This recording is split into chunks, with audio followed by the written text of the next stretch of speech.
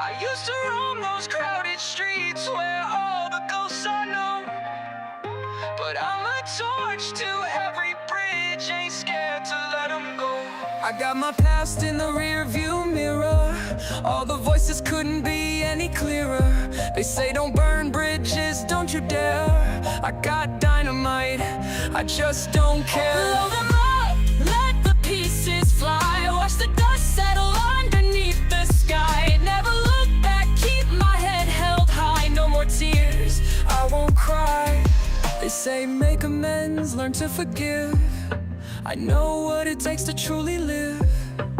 Cut the ties and watch me thrive. This is my life, I won't just survive. blow them up, let the pieces fly. Watch the dust settle underneath the sky. Never look back, keep my head held high. No more tears, I won't cry. They say that time can heal the wounds, but I'm not one to wait. Patience lost in the inferno, burning past debate. Each step away, another layer peeling off my skin. Emerging from the ashes, ready to begin. Memories like shadows, they fade away. Couldn't weigh me down on my brightest day. Goodbye to the old, I'm breaking free. No regrets, this is the new me. Blow them up, let the pieces fly. Watch the dust settle underneath the sky. Never look back, keep my head held high. No more tears, I won't cry.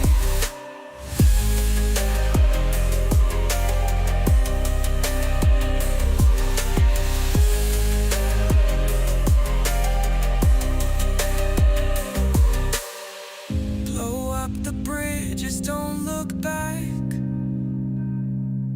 The past is just a memory in gray and black. Keep walking forward, leave the wreckage far behind. I'm setting fire to every bond that tried to hold my mind.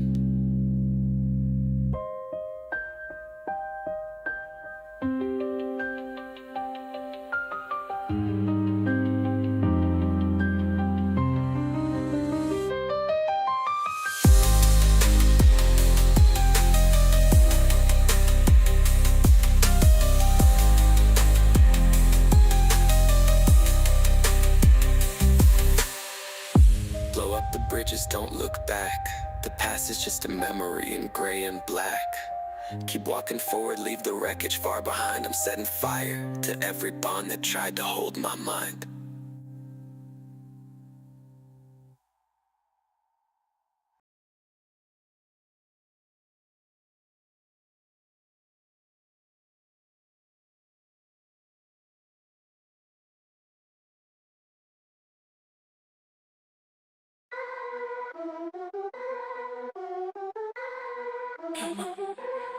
Where is my money? Tell me where.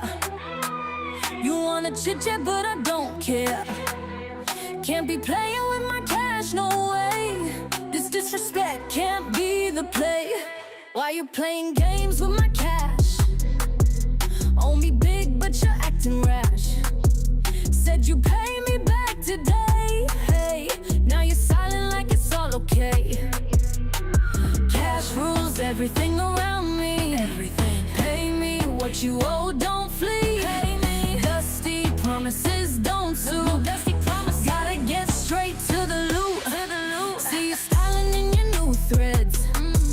Spending freely while my wallet's dead. You think I won't come for my green, but I'm not backing down from this scene. Where's my money? You promised me. Where's my money? Quit the chatter and just agree. Where's my money? Your lies ain't funny, it's getting old. Pay me now before I get bold. Where's my money? Dusty excuses won't get you far. Up in the club, buying out the bar. Time to face up, you owe a debt. Avoiding me won't let you forget. Ducking calls like a ghost in the night. Running scared, but I'm ready to fight. No more stalling, it's time to pay. Running out on me is not okay. Where's my money?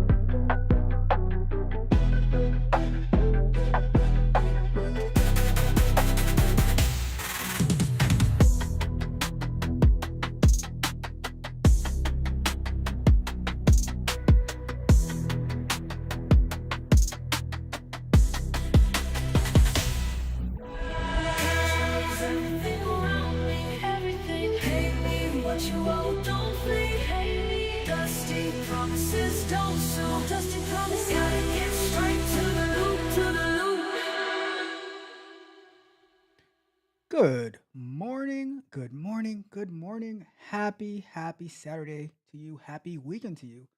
How is everyone doing today? How are we all doing? I'm excited. I'm excited. It is a beautiful day in sunny South Florida. Have an event packed day today, but this is the weekly economic review show. This is the Men Lie, Women also lie. But numbers, what do numbers do? Numbers, they manipulate. That's right. That's right. Numbers manipulate. They throw all this data at us, and then they just tell us what it's supposed to be. And we're just like, what? Uh, Okay, I guess. But then once we start to do a little bit of investigation, a little bit of a deep dive, we're like, the numbers that they're giving us, it's not what it seems to be. So that's why we take our Saturday mornings to go. Oh, remember back in the days when you'd be looking at your newspaper and just trying to figure out what's going on. But now we have the interwebs, we have AI, we can read this information ourselves. We have the Urban Dictionary of Economic Data as well, built by yours truly, Tech Coach Ralph, indeed, right?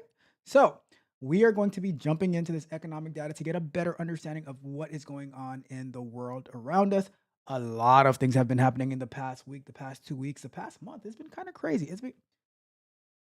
Would you believe it's only been like 2 weeks since the inauguration, and it feels like 2 years with all the things that's been going around. It's crazy. It is crazy. It is crazy, but I am always in for a crazy ride.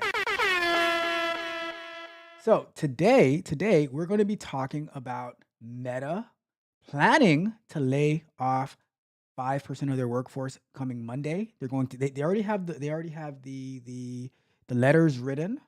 They just have to deliver them on Monday to 5% of their employees. So now those employees are probably sitting there scared to death. They're probably saying, I'm in a bind, Nate. and when we got to call Nate, when we have to call Nate, it is a recipe for disaster. But they're Meta employees, so they hopefully they should be able to pick themselves up. But here's the other side, right? If these Meta employees get laid off, now they are the cream of the crop, allegedly. Allegedly, they're the cream of the crop. So now all these other people who've been graduating these boot camps, they're like now they get pushed down a little bit, and we love our boot campers, okay? So that's what we got to figure out. But we're going to be talking about Meta planning to lay off. We're going to review the article. We're going to talk about the job numbers for this month. We're going to talk about purchasing manager index for services and for manufacturing. And that would pretty much wrap it up for today, right? So that is the plan for today. But before we actually get into all of that, I have to remind you, you see the hat abandoned? Look at that. Isn't that a beautiful hat? Isn't you know what? That just reminded me. You see, I need to be better on my P's and Q's. I need to be better on my P's and Q's because let me, in case anybody wants one of these beautiful hats or a t-shirt like this one that I have on, abandoned album is coming out on Friday at midnight. So that means Thursday going into Friday at midnight, not Friday going into Saturday at midnight. It's coming out on Valentine's Day. Shout out to Valentine's Day. What a beautiful gift for Valentine's Day. Abandoned. We're gonna go with this one, that one. Oh, we have a bucket hat as well. Do you believe that? We have a bucket hat as well. Let me just drop these right here in the I'm pinning our merch so that you can see all of the cool stuff that we have available to celebrate my album release called Abandoned. Probably one of the best pieces of work that I've ever done in my entire life. And you guys seen I've done a lot of work, right? I've done a lot of work. So for me to say that this is the best that I've done, then That you know that it is something. All right. So, Abandoned Friday, February 14th, Thursday going into Friday at midnight. Make sure it's going to be on Spotify, Apple Music, YouTube Music, Pandora, iHeart Radio, Amazon Music, everywhere that you can get music is going to be there. All right. So you definitely want to tune in. And then I'm pretty sure it's going to be Saturday night, next Saturday night. We're going to be having a listening party, a listening session or a watch party, however you want to put it. And I'm going to be explaining to you some of the thoughts behind the music, some of the ideas, how they were generated, who generated those ideas, why, what we were doing at the time, just to give you some insight. And then the power of prompting on how my prompting for these songs got so much better between the first album and the second album, and getting some insight. So all of that, we're going to be talking about that Saturday night as we have our listening session. All right. Other quick announcements. Tomorrow we're going to be going live for DevOps. We're going to be continuing working on the Google Cloud Platform Kubernetes. However, I might have to make a little detour because I found out yesterday that my bill was running up with Google because of Kubernetes. So we might have to go back and incorporate Terraform so that we can easily bring our infrastructure up and bring it down after the show, so that I do not incur a bunch of unnecessary costs. Bruh. My heart was beating. I was like, whoa, what's going on? I haven't used this in a week. They said, yep. Remember that public storage example that you gave to that caller back 20 years ago? I was like, yeah. He's like, well, this is the same situation. I was like, oh, man. So it is what it is. All right, so let's get to it. Let me check the chat. And then we will get into our first topic of the conversation, which is going to be the meta. What in the world? Hold on one second. This is not supposed to be looking like this. Give me a second here. That's what I was looking for. I don't know how I got to the other screen, but I caught it, and we're gonna go and do boom. There we go. Weekly tech economics. Right. So I'm gonna check the chat, and then we are going to get to our first topic of today, which is going to be meta. All right. So we have the one, the only, my one and only best friend. Did we just become best friends? Yup. Mitch is in the building, and we have Miss Freckles in the building. Good morning, Miss Freckles. How are you doing? Hopefully your birthday week and your birthday month is going beautifully. I saw some of the comments about your how much you loved your song, and that just touched my heart. So I am so happy. I'm so happy for that. All right. And we got let me see. Says time is on supersonic mode. Let's go.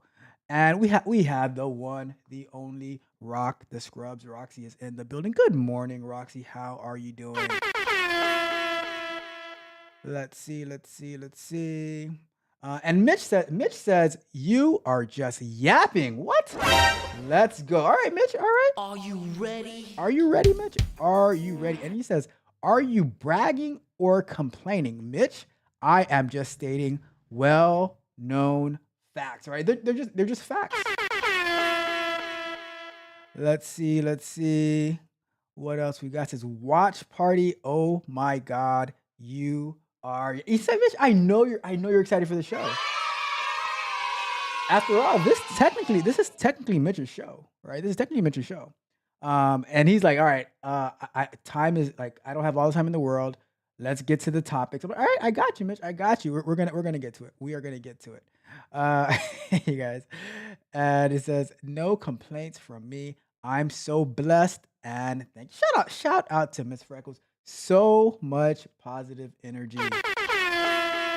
Shout out to Miss Freckles. All right, Mitch, we're getting started. We are getting started, Mitch. We are getting started. No more yapping going on. It's time to go, all right? Let's get it.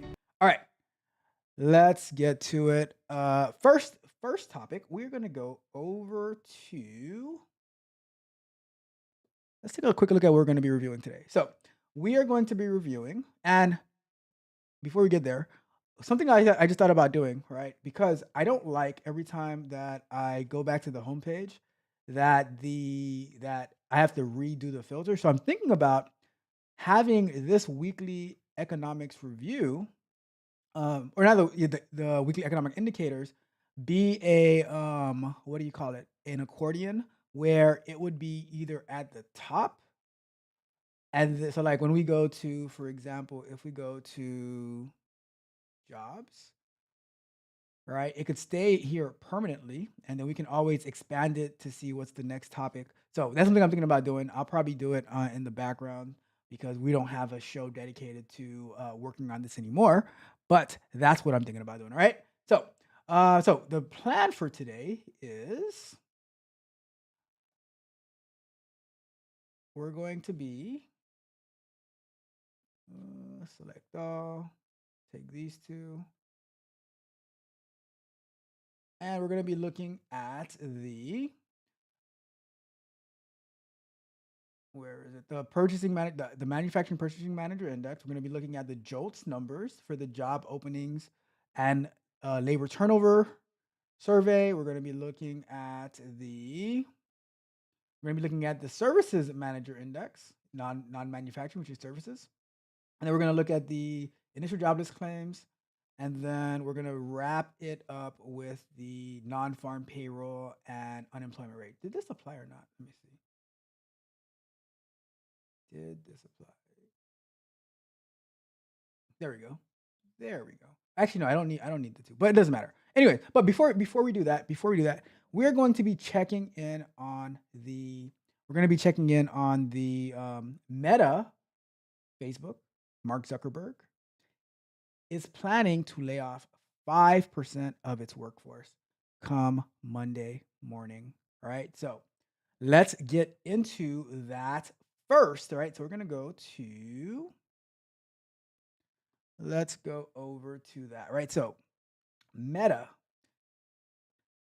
platform ready staff for layoffs announcements on Monday. And this article was written yesterday, right? On Friday. So they sent their employees into the weekend not knowing who was going to be getting their layoff announcement and who was going to get to stay. You know, it was kind of like, is that how I never watched Squid Games. Is that how Squid Games worked? Is that how Squid Games worked? Because I never watched it, so I'm not 100% sure. Can I get a full? Nope. Let me get back to that. I'm not really sure, but that's what this article is about. So let's take a few minutes to read it together. It says Meta is preparing to implement on Monday previously announced job cuts of 5% of its workforce.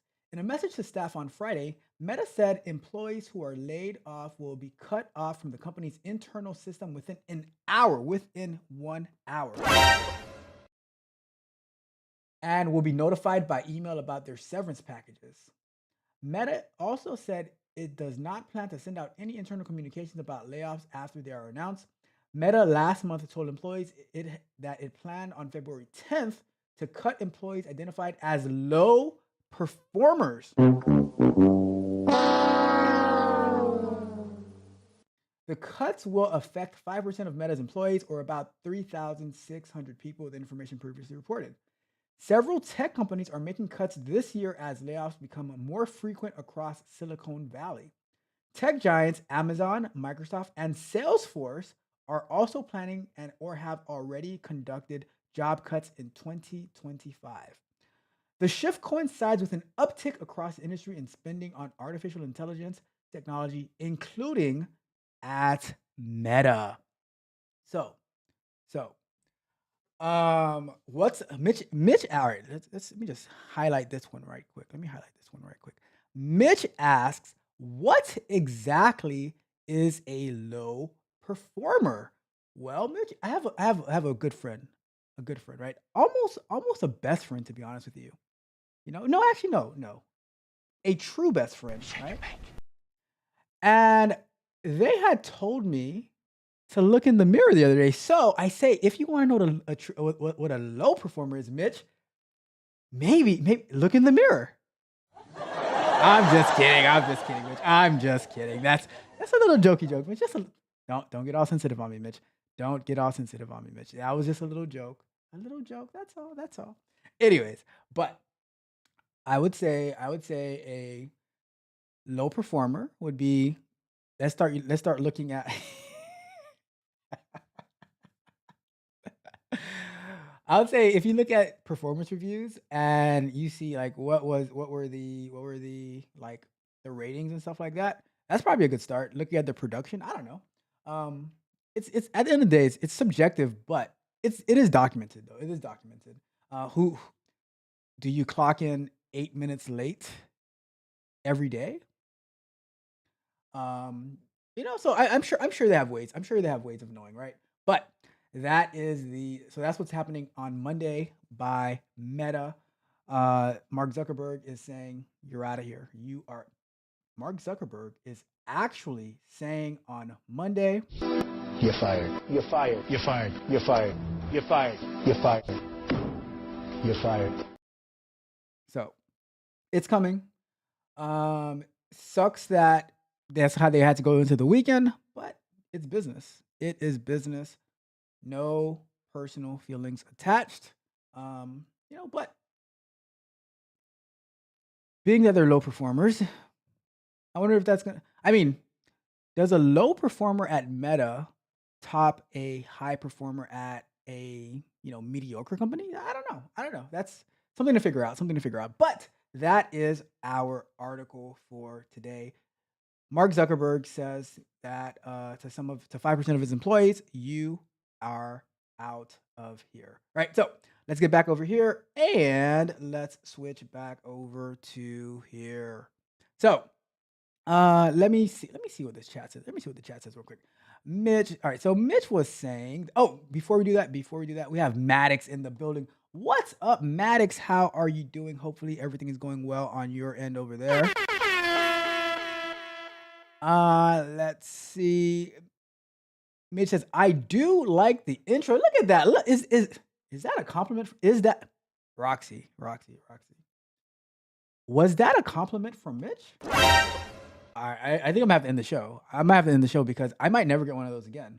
I should end the show on I do like the intro. I'm just saying, like it might never happen again. It might never happen again.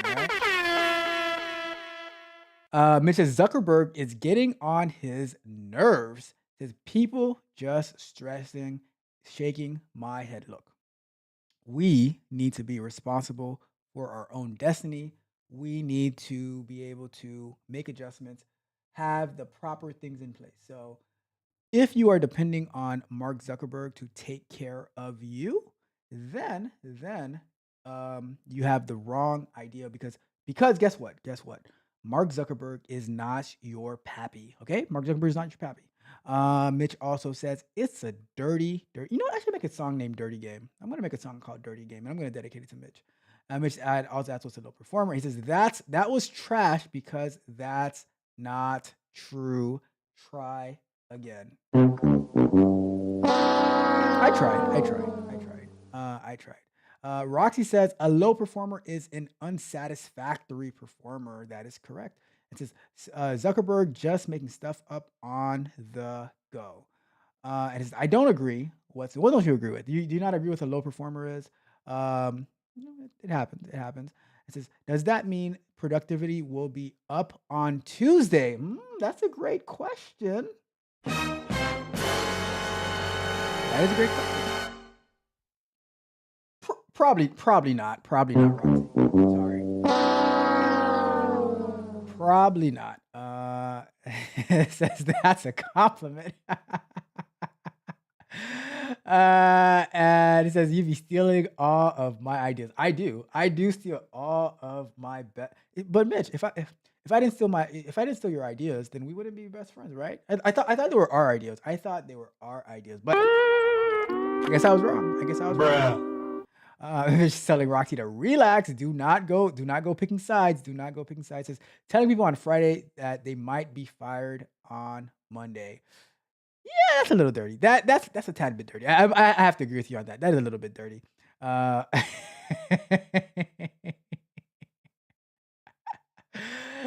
Roxy, did you just throw an iguana at Mitch? Did you just throw an iguana at Mitch? Oh my goodness. All right, no violence in the chat. No violence in the chat. And it says, wow, Eminem, I'm proud of you. Not that it matters.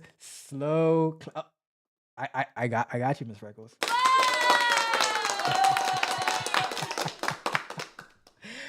All right. All right. All right. All right.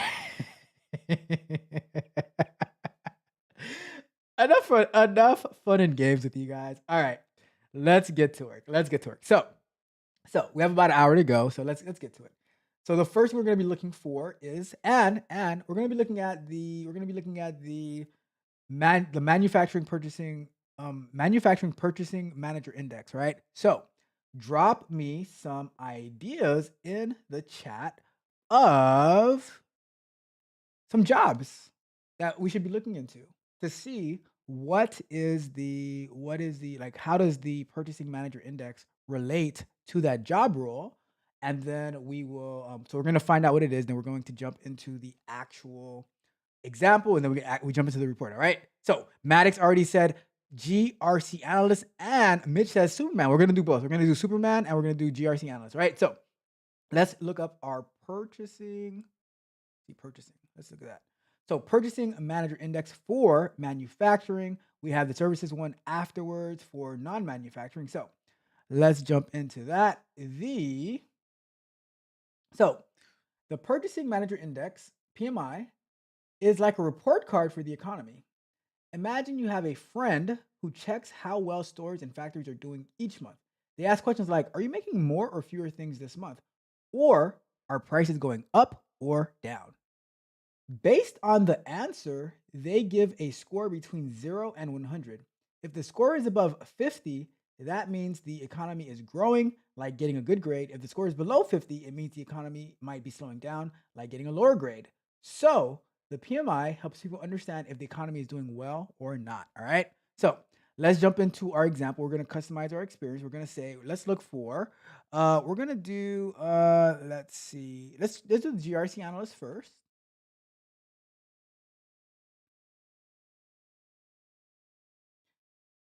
And let's see what it has to say. Taking a sweet little time today, I see.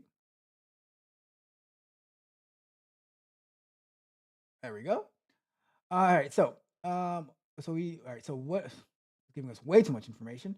Well, for those who don't know, what is a GRC analyst, right? GRC stands for governance, risk management, and compliance. It's part of cybersecurity. Okay. It says a GRC analyst is responsible for ensuring that an organization complies with regulations and internal policies, identifying risk and promoting good governance practices, right? So how does the PMI impact the GRC analyst? Risk assessment. If the PMI is decreasing, falling below 50, it signals a potential contraction in manufacturing. A GRC analyst would view this as a risk indicator that the overall economy might be slowing down. They might need to reassess their organization's risk profile to see if this could affect revenue, operational stability, or compliance with financial regulations. Regulatory compliance. So changes in the purchasing manager index can lead to changes in regulatory requirements. If a sector is expanding, regulators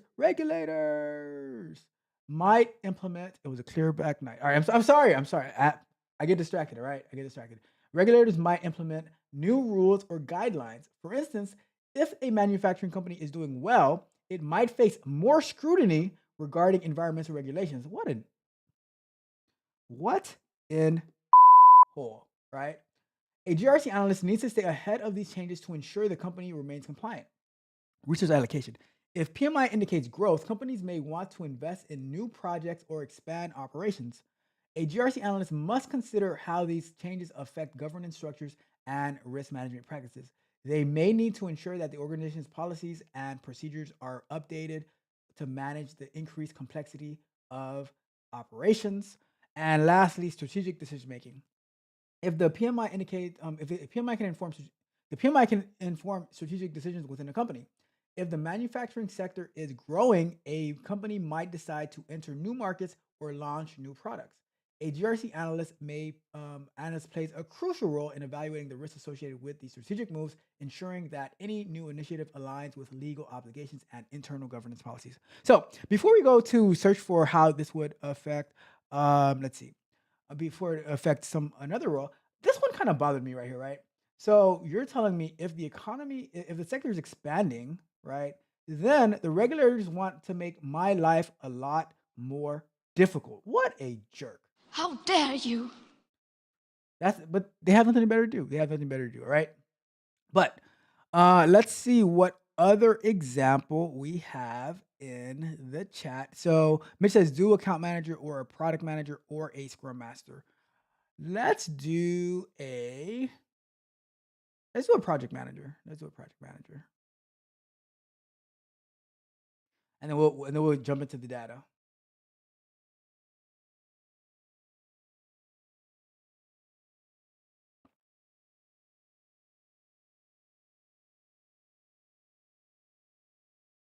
Let's see, taking its time today.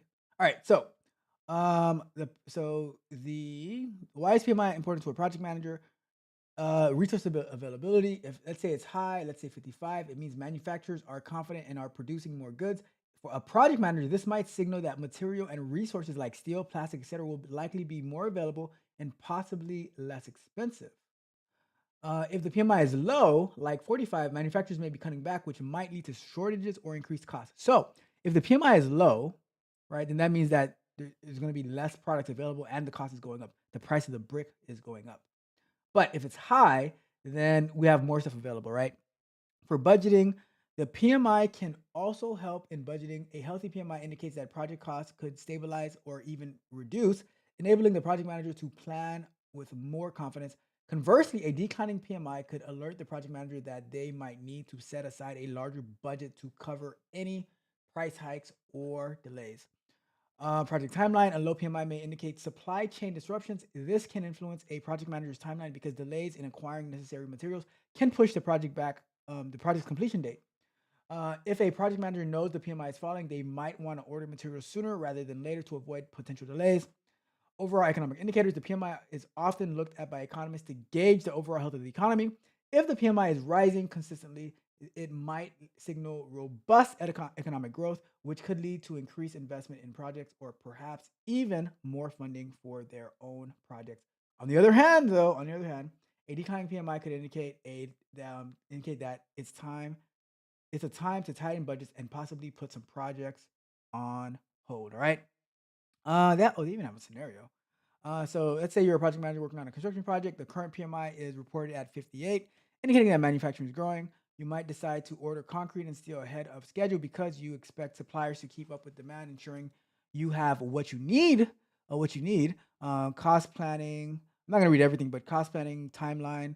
On the other hand, if it drops to 46, you decide to place your material orders immediately to avoid potential delays. You might need to increase your budget to account for potential price hikes or additional costs related to obtaining scarce material. Also, preparing for delays, right? So that is how it impacts a project manager. Let's jump into the report.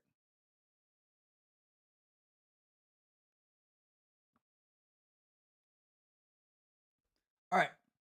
So we need our manufacturing PMI. So I'm at the ismworld.org, Institute for Supply Management, and we're going to view the report. We're going to agree to their terms. All right, so manufacturing PMI is at 50.9%. We did it. We are over the threshold of manufacturing from being low in contraction to being up in expansion. Shout out to the economy. Quick recap: new orders growing and backlogs contracting, production and employment growing, suppliers delivery slowing, raw material inventories contracting, customers inventories too low, prices increasing, exports and imports are growing. So from Tempe, Arizona, we have economic activity in the manufacturing sector expanded in January after 26 consecutive months of contraction. The report was issued today by Timothy R. Fuhr, my main man Tim. We do not call him Timmy. We call him Tim. All right. Chair for the Institute of Supply Management Manufacturing Business Survey Committee. The manufacturing PMI registered 50.9% in January, 1.7 points higher compared to the seasonally adjusted 49.2% points recorded in December. The overall economy continued to in expansion for the 57th month after 1 month of contraction in April 2020. A manufacturing PMI above 42.3% over a period of time generally indicates an expansion in the economy. The new orders index was in expansion territory for the third month after 7 months of contraction, strengthening again to a reading of 55.1%, 3 percentage points higher than the seasonally adjusted 52.1 percentage points recorded in December. The January reading of the production index, 52.5%, is 2.6 percentage points higher than December's seasonally adjusted figure of 49.9. If you're gonna get to 49.9, just give us the one. Just give us the one, all right? Just give us the one. Let's see. It says in January reading of production index 52.5. All right, we read that. The index returned in expansion after 8 months in contraction. The prices index continued in expansion or increasing territory, registering 54.9 percentage points, up from 2.4 percentage points. Let's see, compared to its reading of 52.5 in December. The backlog of orders index registered 44.9 percentage points, down 1 percentage points compared to the 45.9 percentage points recorded in December. The employment index registered 50.3%, up 4.9 percentage points from December seasonally adjusted figure of 45.4. Let's see.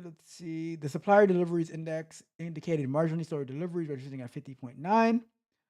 Let me see. So that report is inverse. So a reading of above 50 indicates slower deliveries, and typically the economy improves and customer demand increases. So when the customer demand increases, you're going to get slower deliveries because there's more to distribute. The inventories index registering at 45.9%, down 2.5 percentage points compared to December's seasonally adjusted. All right. New export orders index reading at 52.4. Not going to read into all of that. Let's see. Fior continues. U.S. manufacturing activity expanded in January after 26 consecutive months of contraction. Demand clearly improved while output expanded and inputs remain accommodative. Let's see. Let's continue.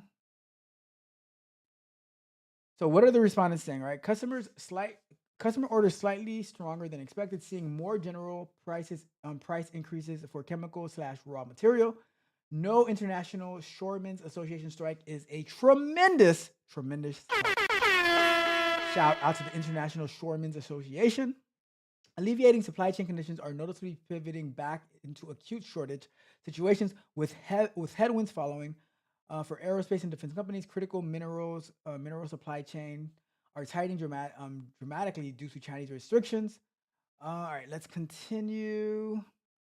As the U.S. administration transfers, we will continue to monitor impacts of tariffs on material used for manufacturing. China's stimulus is helping us win orders and increase use of services and consumables. Let's see. Anything else that stands out? New orders are still good, but decreasing compared to the previous quarter. Working through current backlog. Miscellaneous manufacturing. I wonder what the miscellaneous is, right? But so if we take a quick look, that we were looking at, everything went up this. Everything went up this past month, right? We are gonna go back to full screen. All right, so let's wrap up the Purchasing Manager Index. Let's go to. Oops, not that one. Oh my goodness. Let's go to here. All right, there we go. All right, let me check the chat to see what we got going on in there, and then we will move on.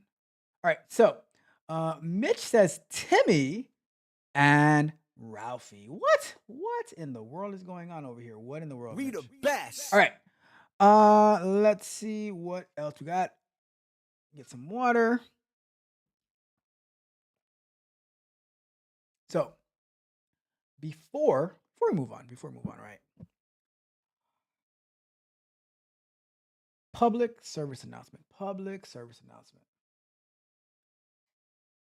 Stop helping people. Stop. Stop helping people. I know it is preached to us from the pulpit to wherever, right? From the pulpit to wherever.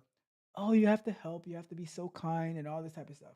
Look, a lot of times when you are trying to do a good deed, right? We're trying to do a good deed, it will come back to bite you, to bite you in places that hurt a lot, right? In places that hurt a lot. You find yourself in all kinds of headaches and troubles because you are trying to be kind, be gracious, be compassionate, and that's why I am sticking as Miss Freckles is trying to get me to be compassionate and kind in 2025. I'm like, nope, I'm sticking to no compassion because they will bite you. They will, and if they had the opportunity, they would throw you to the side. They would throw you to the side. So be careful when you're helping people because you need, as Miss Freckles says, discernment is the key. You need to do a full investigation onto why. Ask yourself this question. Why do they need my help? Why do they need my help? And are they in their situation as a did God put them in that situation to teach them a lesson? And are you getting in the way of what God is doing in their lives, right? So be careful when you're helping people, because a lot of times it's going to come back to bite you 10 times over. All right. So keep that in mind. Whenever somebody's like, oh, I mean, if it's like, oh, can you help me move this I don't know, this table, that's different, right? But when they're asking you to do something that you would normally not do, you have to question it. 1000% you have to question it. And the default, I'll tell you this. If you guys take anything from me, start with no. Always start with no. And they need to present to you beyond a reasonable doubt why you should. All right. All right. Anyways, just wanted to throw that out there. Throwing that out there. You guys have to be careful. Guard your hearts. Guard your mind. Guard your wallets. By the way, the Guarded Hearts is on you haven't heard it yet because I am keeping that song close to my heart. It is on the Abandoned album dropping Friday, Valentine's Day. Happy Valentine's Day, by the way. I'll also explain on Saturday night the name behind the album, Abandoned. But guard your hearts, guard your minds, guard your wallets, right? Because they are coming after all of them. They are coming after all of it, and they're going to bleed you dry, and you're gonna be sitting left in a desert, not knowing what's going on. All right, so take that to heart. Let's get to let me check the chat real quick. Miss Freckles had said discernment is the key. That I need a soundbite. That's a fact. That is a fact. Let me see. You're so funny, Miss Freckles. You are a staple. You're so funny. It says Mitch says, may be hard to believe Ralph says I'm too nice. Don't let chat Mitch fool you because Mitch is he is so compassionate. But the problem that I have with Mitch, right? He's compassionate for the wrong people. That's the problem. That Mitch is compassionate for the wrong people. Bruh. And having compassion for the wrong people is how you get caught up. That is how you get caught up, right? You guys remember Belly? When that guy was sitting on the couch, said, I'm gonna get you, B. I'm gonna get you, B. Didn't he end up like sitting like with no clothes on some couch at some point? I don't know. It was kind of weird. It was kind of weird, but that's why I'm saying you gotta be careful. You gotta be careful. Mitch says, I am guarding my wallet. better, because I don't want to have to. I don't want to have to drop the song. Where's my money? You know, I'm just saying. I'm just saying. You better guard your wallet. All right. This is a chat, bitch. Oh my goodness. All right. Let's get to our next topic. Time is running. Time is of the essence. Let's get over to here. All right. The next one that we have coming up for today is, let's see. I believe it is the JOLTS numbers. The JOLTS numbers. What does JOLTS stand for? Job Openings Labor Turnover Survey, right? So, real quick, the forecast was 8 million, but we actually got 7.6 million. Let's go over to search that. And we're going to search for JOLTS, Job Openings Labor Turnover. All right. Let's click on that. And all right. So while I'm reading what the JOLTS is, do me a favor, drop me some ideas in the drop me some job ideas in the chat so that we can see why the JOLTS report is important to that particular job role or sector and things like that. All right. Let's see. It says, all right, so JOLTS, the Job Openings and Labor Turnover Survey, or JOLTS, is a report that gives us important information about jobs in the United States of America. It's like a big checkup to see how the job market is doing. This survey is done by the government. JOLTS looks at three main things.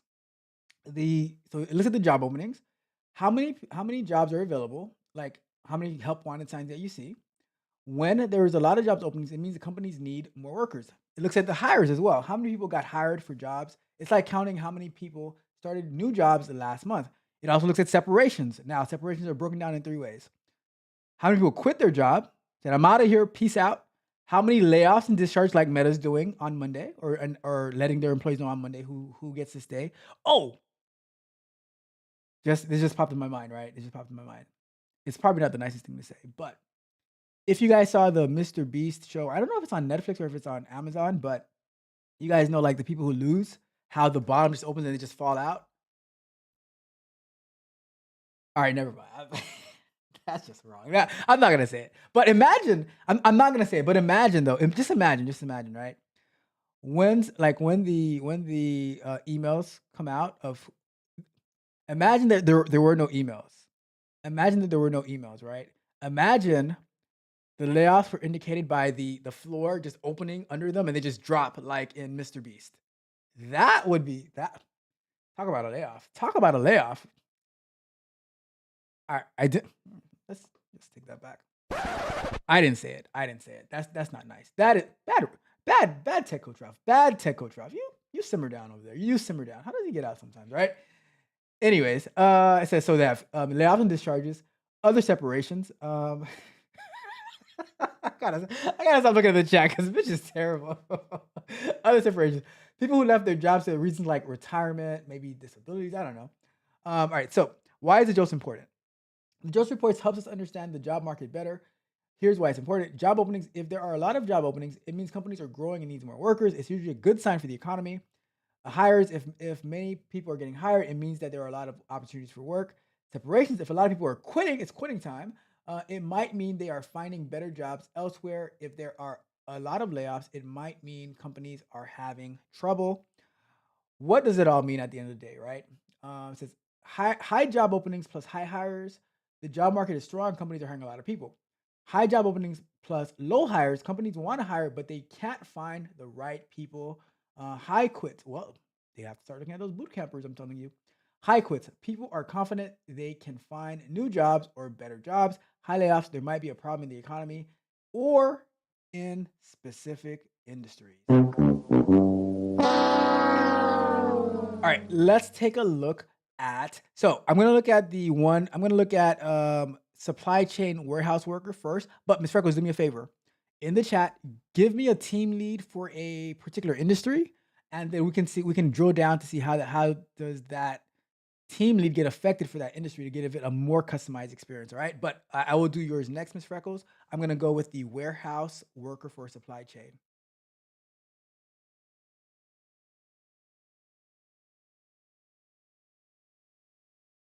All right. Let's search for that.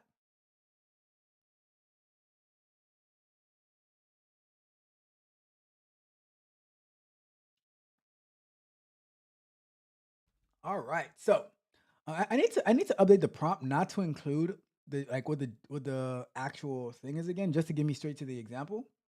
But I'll take care of that later on. So how does a jolts how jolts impacts a warehouse worker, right? So if you are a warehouse worker, let's say an Amazon warehouse worker, maybe a UPS warehouse worker, whatever. So if jolts shows a high number of job openings in the warehouse sector, your company might realize that there's a greater demand for warehouse workers. This could signal a need to ramp up hiring efforts and probably give you some more money. It says by hiring trends. By analyzing the data, your company can see patterns over time. For example, if the number of hires in the warehouse industry is increasing, it might mean that other companies are also looking for workers, making it more competitive for talent.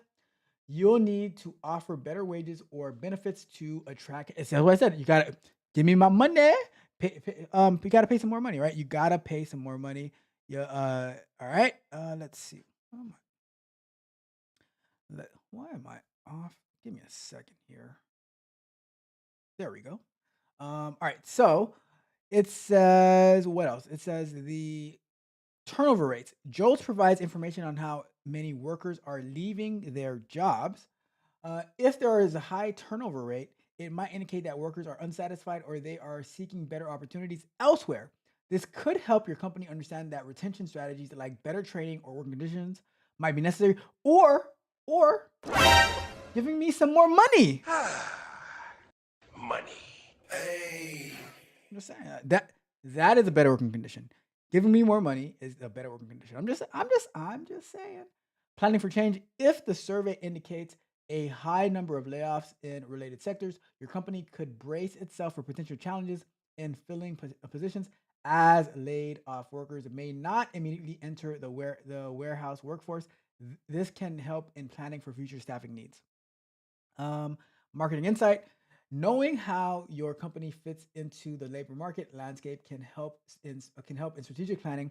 For example, if JOLTS shows many openings but low hiring rates, your company may need to address barriers that keep workers from applying or accepting jobs. All right. So great information. Let me see if we got in it. So team lead for training and problem resolution management. And okay, look at Miss Freckles dropping in the Miss Freckles dropping in the very detailed example. All right, I got you, Miss Freckles. Let's do it.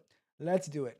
So team lead um says team lead for training and problem resolution in finance. That is telling you, Miss Freckles.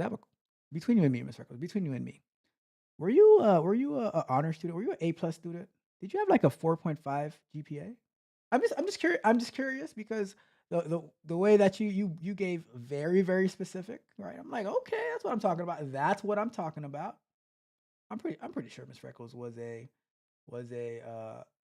honor student, gifted student, honor gifted student. Just saying. I'm just saying. All right. Let's go to impact on a team lead in finance. Let's see. Imagine a team lead in finance department reviewing JOLTS data.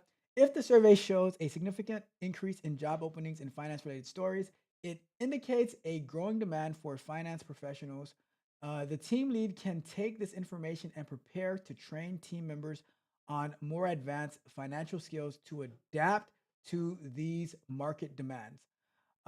If the JOLTS data reveals that many finance positions are open because firms are looking for expertise in financial analysis, the team lead could organize training sessions on financial modeling and data analysis. This proactive approach helps to ensure that the team remains competitive and skilled. So, as I'm going through this stuff, Ms. Freckles, let me know if this is making sense to your industry because you're in the industry. So, and let me know if this type of data would help you with the work that you're doing, make it easier for you, or make it maybe make help make better decisions, be more insightful, things like that. So let me know about that as well, because that is the goal. That is the goal of this show, is to take this type of data and apply it to our day-to-day work so that we can see, like, all right, now this is making more sense. Let me help. Let's make better decisions with like on the job and whatever it is that we actually do. All right.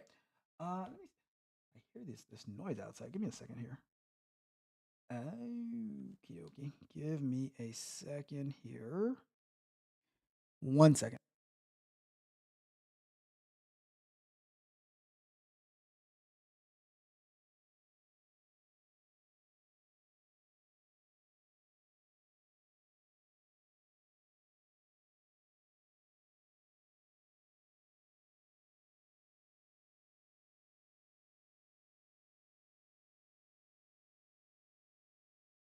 All right, let's finish this up, and then I have to step aside just for a second. All right, but actually, no, I don't think I have to. I think they're handling their thing, all right.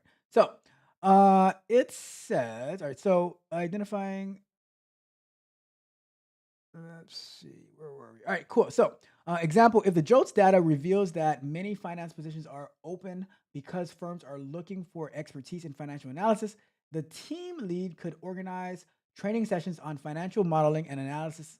This proactive approach could help ensure that the team remains competitive and skilled. Next up, identifying employee turnover. JOLTS also provides insight into the into the quit rate and layoffs in the industry. If there is a high quit rate in the finance sector, it suggests employees may be leaving for better opportunities or job satisfaction issues. Example: the team lead could use this information to conduct exit interviews with team members who are leaving. If patterns emerge, such as dissatisfaction with the work environment or a lack of growth opportunities, the team lead can impact changes like more mentorship opportunities or work life balance initiatives to retain talent. Let's see. All right, training needs assessments. If the JOLTS data indicates a trend of increasing hires in the financial domain, it could mean that new skills or knowledge areas are becoming important. Here the team lead can reassess the existing training programs. For example, if the JOLTS report shows a rising demand for compliance related positions, the team lead can introduce training on regulatory changes and compliance procedures. This way, the team members are not only equipped for their current roles, but are also prepared for future needs. And then problem resolution strategies. Finally, a team lead notices that their team has a high turnover rate, and the JOLTS data aligns with this, indicating that finance sectors are experiencing higher quits. They can analyze possible underlying issues. For example, the team lead can gather feedback from team members through surveys or informal discussions to diagnose potential problems. If it comes to light that team members feel overworked or lack recognition, the team lead can work with management or improve processes and culture, fostering a better working environment. All right. So let me know what you think about that, Ms. Freckles, because I think that's very helpful. But you're the one in the role, not me. So help me out with that, get a better understanding. All right. We are going to jump into this data, and then I need to go check something real quick. So I am going to play a song from a Abandoned album while I go check, because there's someone here doing some work. I just want to make sure they have everything that they need, make sure the door is unlocked, all that good stuff, right? Let's jump into the report real quick, and then I'm going to step aside for a second. So the JOLTS report comes from the Bureau of Labor Statistics, which my guy, Chris Parks works for, right? And I wonder, did he? I think he might have had him fix it. I think he might have had him fix it, or was it the other one? Maybe it's the BOO. I don't know. Anyways, let's get to this report real quick. Let's see. News releases: December job openings decrease, hires, total separations. Let's jump into that. Right. So we have our JOLTS report for the month of January. The number of job openings decreased to 7.6 million on the last day of December. The U.S. Bureau of Labor Statistics reported today. But if it decreased, does that mean that they canceled those jobs, or does that mean that those were hires? That is an interesting question, right? Over the month, hires and total separations were little change at 5.5 million and 5.3 million, respectively. Within separation, quits 3.2 million and layoffs and discharges 1.8 million change little.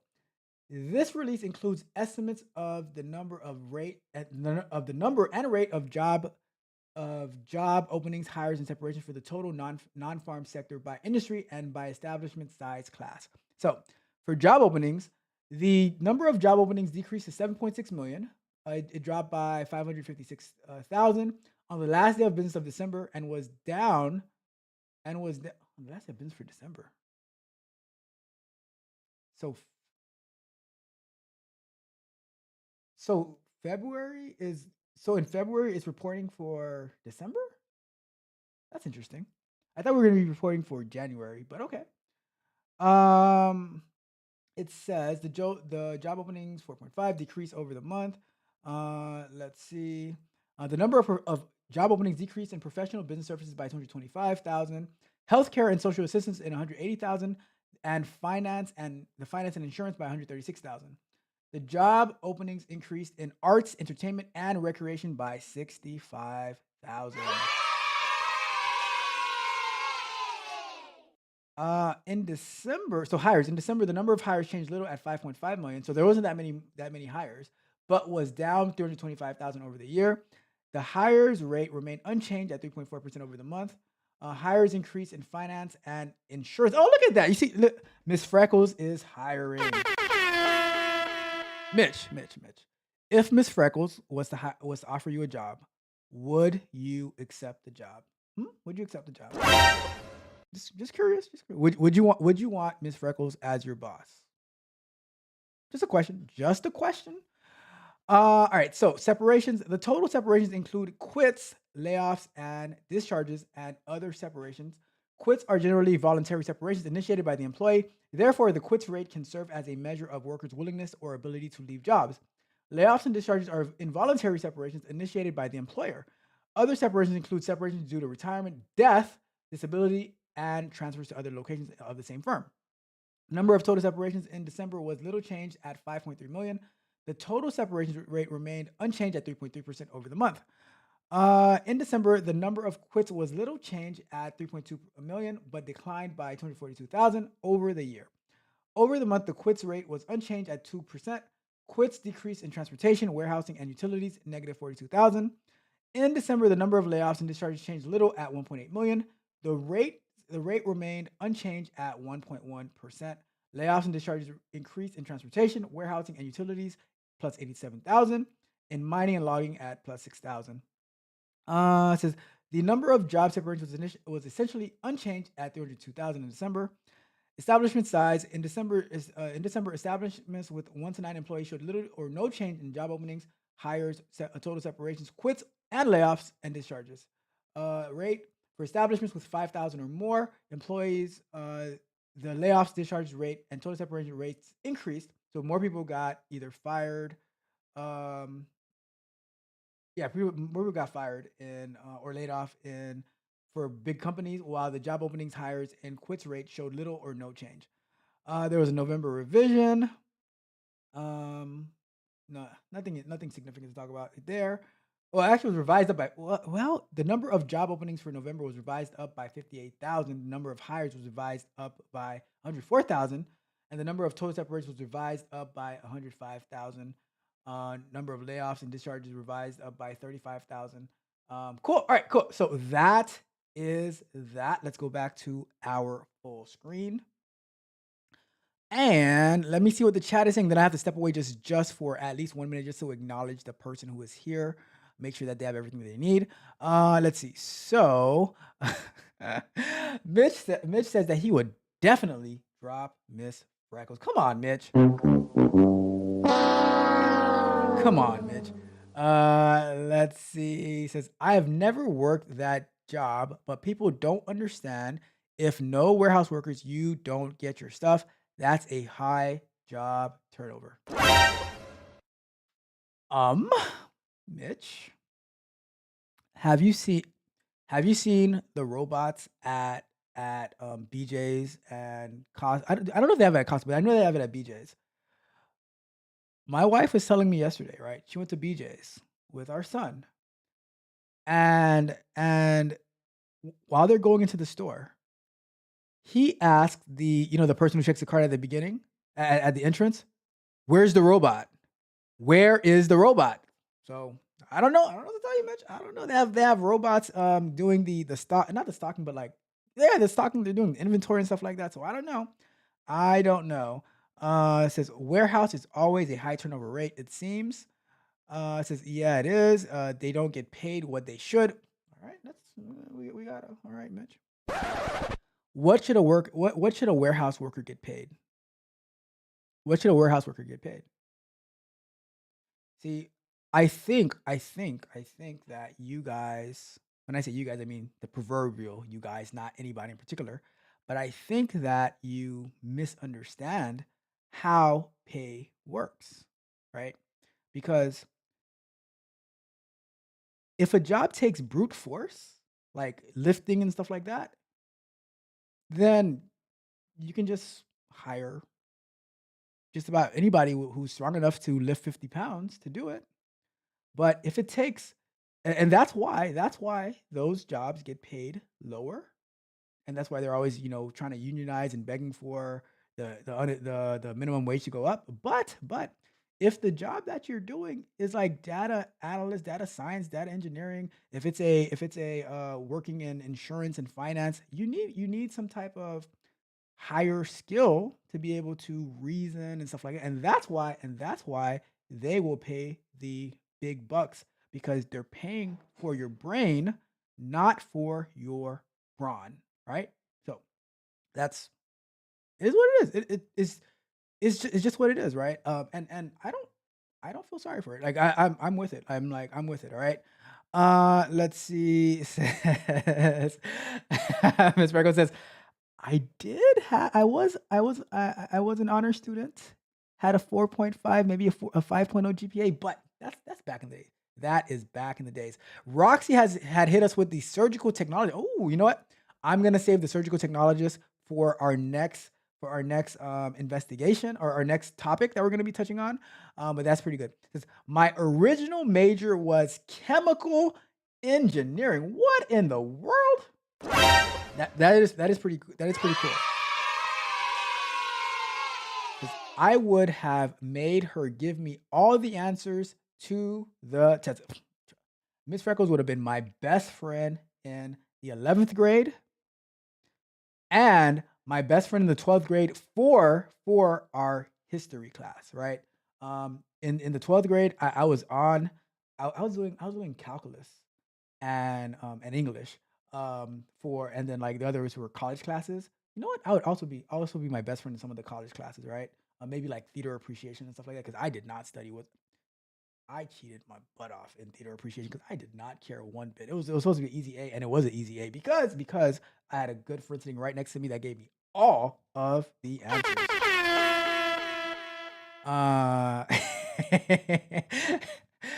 Which says, okay, surgical tech, Roxy, I see you. You see. Mitch, I told you. Roxy is more than her figs. All right, I'm just saying. Says, I would avoid you like the plague, or give you the wrong answer. Bruh. Oh my goodness, not an air traffic controller. We'll do that one too. And let's see. It says that's a lie. You would have always been by my locker. Oh my God. It says yes, it's helpful. I'm going to use it to convince my boss to open up a real position for it because it does not exist. You see, look at that. That makes the show worthwhile. Like if we can use this to like actually help us on the job, that's amazing. It says that's a good idea. Let me see. And it says TCR is channeling Rihanna. I'm just saying, just you, don't be messing with my money. That's all. Let's see. It says, I gotta admit, you're a hater, but you're kind of all right with me. That's what I'm talking about.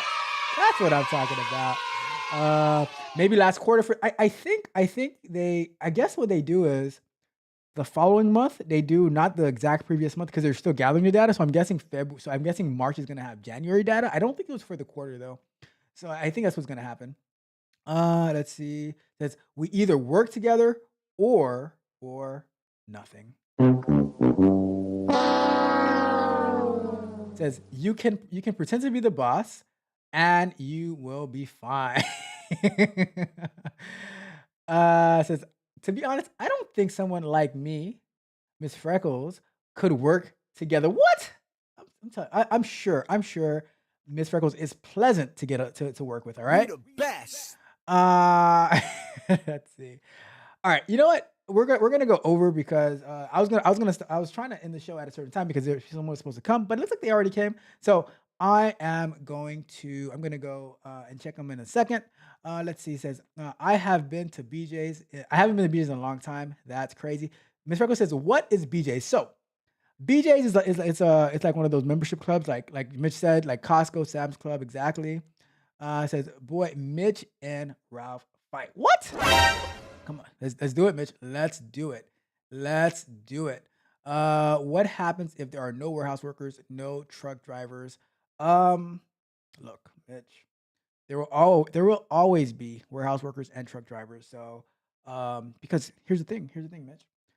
If the barrier to entry for warehouse workers is so low that anybody can do it who needs money, right? And if you don't want to do it here, they're just going to say, all right, we will import some people from other countries to be warehouse workers, right? And for truck drivers, how much does it cost to get it? You know what? Let me help you out real quick. How much does it cost for a CDL? How much for CDL license?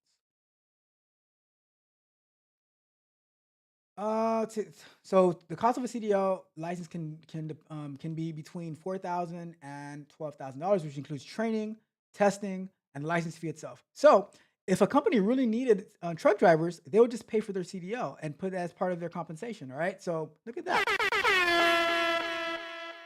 You don't want this fight, Mitch. You do not want this fight. It says I had music.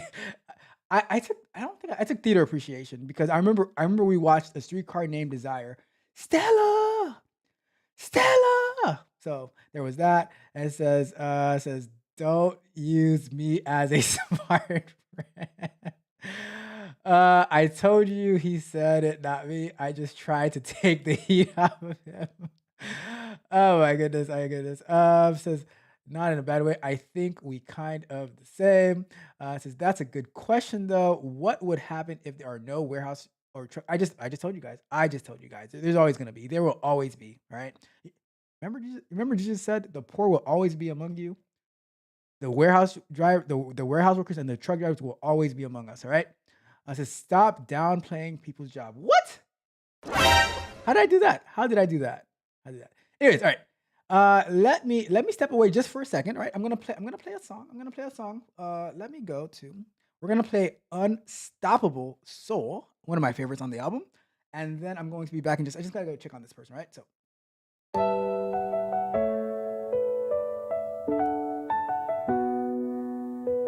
With every step I rise anew, limitless dreams in clear view. No chains can hold my wild heart. I'll stay true, I'll never part. I'm not the one to be told what to do. I'm not the one to be controlled by you. I'm not the one to be put aside. Watch me rise up with my pride. You can laugh at me, you can clown, you can put me down around this town. One thing you can't do is win like I do, with fire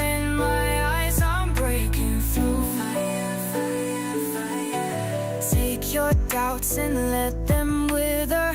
I'm standing strong, I'm no quitter.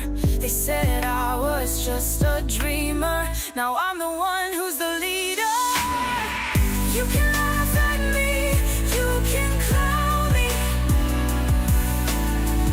try to drag me down to the ground. But here's one thing you can't deny, you can't win like I do every time. Can't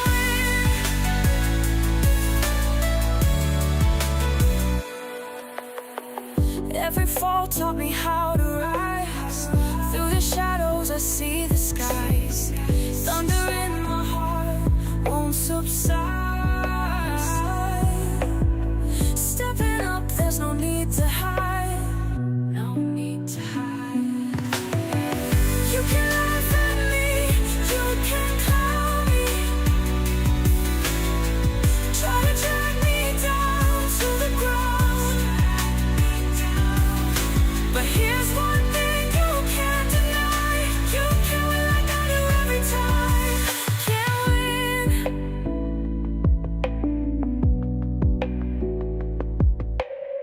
I walk a path only I can tread. In this game I'm a player, not a pawn. They may try to cut me down, but still I'll grow stronger through each dawn. You can laugh at me, you can clown me, try to drag me down to the ground. But here's one thing you can't deny, you can't win like I do every time. Can't win.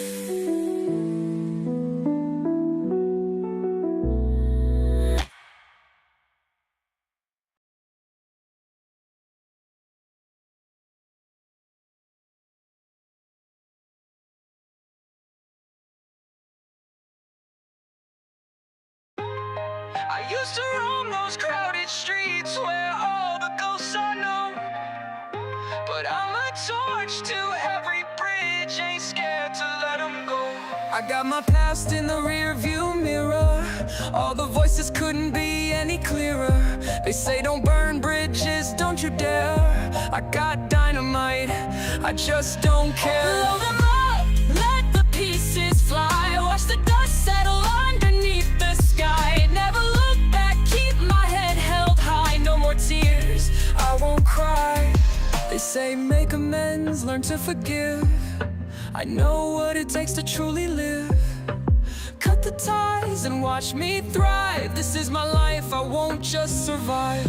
blow them up, let the pieces fly. Watch the dust settle underneath the sky. Never look back, keep my head held high. No more tears, I won't cry. All right, I'm back. So,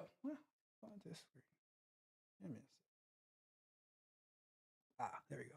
So, I'm back. They were working. Remember, my AC was acting up, so they were checking on it. So I went to see if he needed something. But I'm back. Sorry about that. Let's continue with the show. Let me see. Anything new come in the chat? Let me see. Let's see.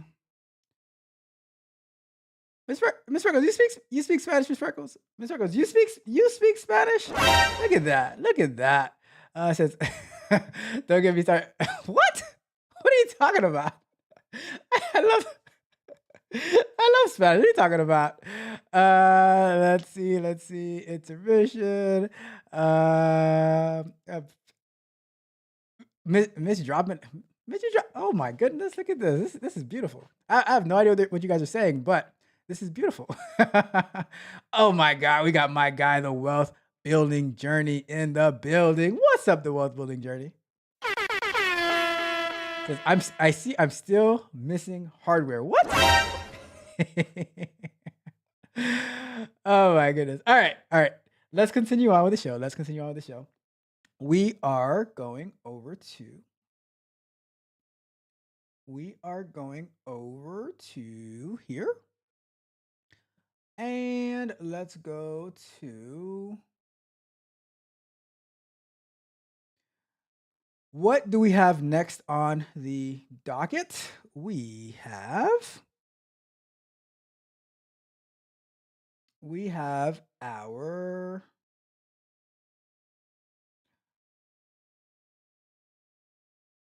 non-manufacturing employment, right? So that's our services. So let's do PMI. So we have our services manager index. And what is it? So what is the services manager index? Very, very similar to the manufacturing, but this one is for services like, like haircuts, things like that, food delivery, stuff like that, right? So imagine you go to places like restaurants, hair salons, or even your favorite online store to buy things like clothes or games. That includes like, Uber Eats, DoorDash, Grubhub. I haven't heard of Grubhub in a while. Did Uber Eats overpower and DoorDash overpower Grubhub? Because Grubhub used to deliver, didn't they? I'm pretty sure they used to deliver. What's the other one? Instacart, right? So the services manager index, let's see. All these places provide services. They don't make things like factories do, but they help you do things or offer products you need. The Services Manager Index, also called the non-manufacturing PMI, is a number that tells us how well all these service businesses are doing. It's kind of like a report card for the entire service industry. Above 50, this means service businesses are doing well.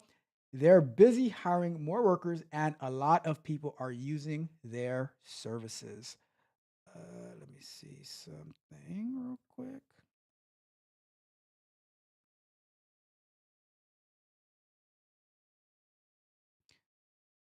All right. So let's see. All right. All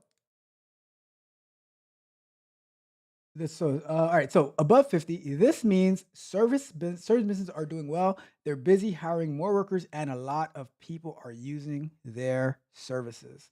Why is it important? It's important because it tells us whether the economy is healthy or struggling. If the services PMI is high, it's like business are saying we're busy and people are spending money. Shout out to that. If the service PMI is low, it's like the businesses saying things are slow and fewer people are using our services. This could be a warning that the economy is not doing well, and businesses might need to cut back on hiring or even close down. Oh, that sucks. I think Roxy's suggestion for surgical technologist is awesome because that's a service, right? So let's say a surgical technologist. We're gonna search that.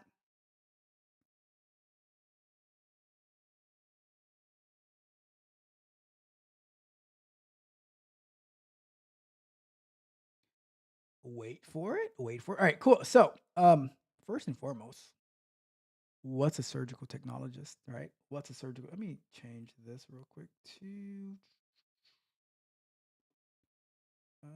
this. All right. We're not on this one. We are on this one. Nope, not on that one either. I don't know what happened to it. Guess we don't have it. Oh well, we'll just leave it as this one. Um, so what is a surgical technologist? Let's see. Surgical technologist. A surgical technologist is a member of the surgical team who assists surgeons, nurses, and other healthcare professionals during surgical operations. They work in the operating room to ensure a sterile and organized environment. Responsibilities: prepare the operating room, sterilize equipment, and adjust lights to ensure there's enough supplies. Wash and disinfect incision sites and help move patients to the operating table. Assist during surgery. Maintain a sterile environment. Let me see. So surgical technologist salary. So a surgical technologist makes about $62K per year or $29 per hour, unless they get some overtime and they run up the bag. Let's see. Location, surgical. All right, cool. So, all right. So now that we know what a surgical technologist is, let's see how does the services manager index impact them. So, if the PMI for the services sector is high, it indicates that the services industry is doing well. This means that hospitals and clinics might be expanding, hiring more staff, and offering more services. Job security. For a surgical technologist, this is good news. A growing healthcare sector often translates into more job opportunities. If if hospitals are busy and expanding, they will likely need more surgical technologists to assist in surgical procedures. This is a great example, especially for services, right? When the services PMI is strong, hospitals might have more budget to invest in new technologies, equipments, and training for staff. For a surgical technologist, this could mean access to better tools and continued education opportunities, which enhances their skills and career prospects. Lastly, patient volume. A high PMI could also mean more patients are seeking medical services. This increase in patient volume can lead to more surgeries scheduled, meaning surgical technologists will be busier, which could offer overtime. Shout out to overtime, or increase job satisfaction from being actively involved in patient care. What a great example. What a great example. I am going to save the air traffic controller for our next one, though. But yeah, that's a great one. So let's go and take a look at this report. And we have the services PMI right here. Click on that report.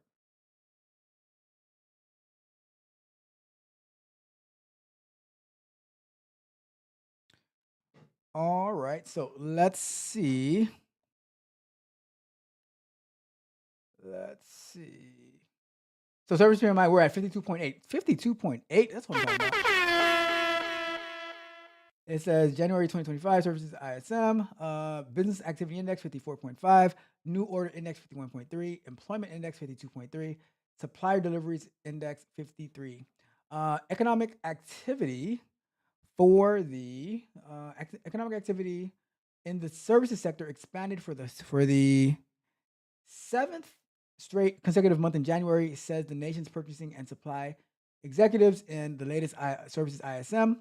The services PMI registered 52.8%, indicating, or 52.8%, indicating expansion for the 53rd time in 56 months. Since the recovery from the Rona pandemic induced recession began in June of 2020. The report was issued by Steve Miller. Steve Miller, shout out to Steve Miller. The CPSM CSC. What is a CPSM? All right, let me see. What is a CPSM? Certified Professional in Supply Management. Okay, look at that. And Certified Professional Service Marketer, Center for Public Safety Management. Okay, so this is probably the Certified Professional in Supply Management. And let's see. CSCP. CSCP. Let's see. What is CSCP? Something about supply chain. All right. There we go. Just making sure. Just making sure. Chair of the Institute of Supply Management, ISM. In January, the services PMI registered at 52.8, 1.2 percentage points lower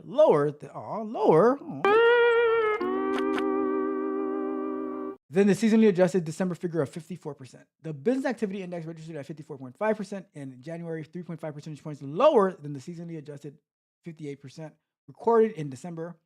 After seasonal adjustments, this is the 56th consecutive month of expansion for the index. It continues to, although it's lower, it continues to expand just at a slower rate. So we're still expanding, but it just was slower in January. That's all. So don't get worried. Don't get worried. Let's see. The new orders index recorded a reading of 51.3% in January, 3.1 percentage points lower than the seasonally adjusted December figures of 54.4%. The employment index remained in expansion territory for the fourth consecutive month. The reading of 52.3% is a 1 percentage point increase compared to the seasonally adjusted 51.3% recorded in December. Let's see. Let's go to let's jump to what the people are saying, right? So the 14 service industries reported growth in January listed in order: agriculture, fishing and hunting, accommodations and food services, mining, wholesale trade, finance and insurance, healthcare and social assistance, educational services, transportation and warehousing, retail trade, information, construction management, work of companies and support services, public admin, and utilities. The three industries reporting a contraction in the month of January are other services. What are other services? Real estate, rental and leasing, and professional, scientific, and technical services, right? So, what are the people saying? Let's just take like 3 or 4 of them, right? Expecting considerable new projects to move to execution by second quarter in the energy market within the US. Let's see. The threat of tariffs is causing prices to rise. The threat of unstable international markets is resulting in shortages of various material. That's from professional, scientific, and technical services. And let's take the last one. Business is picking up, but still slower than expected for January. We have a lot of warehouse closures due to weather. Well, Mitch, you see, it's due to weather, right? That we have warehouse closures, not due to a lack of warehouse employees. All right. So, let's go back to full screen and let's see what the chat has to say. I saw some things happening. Let's see. We have, let me see.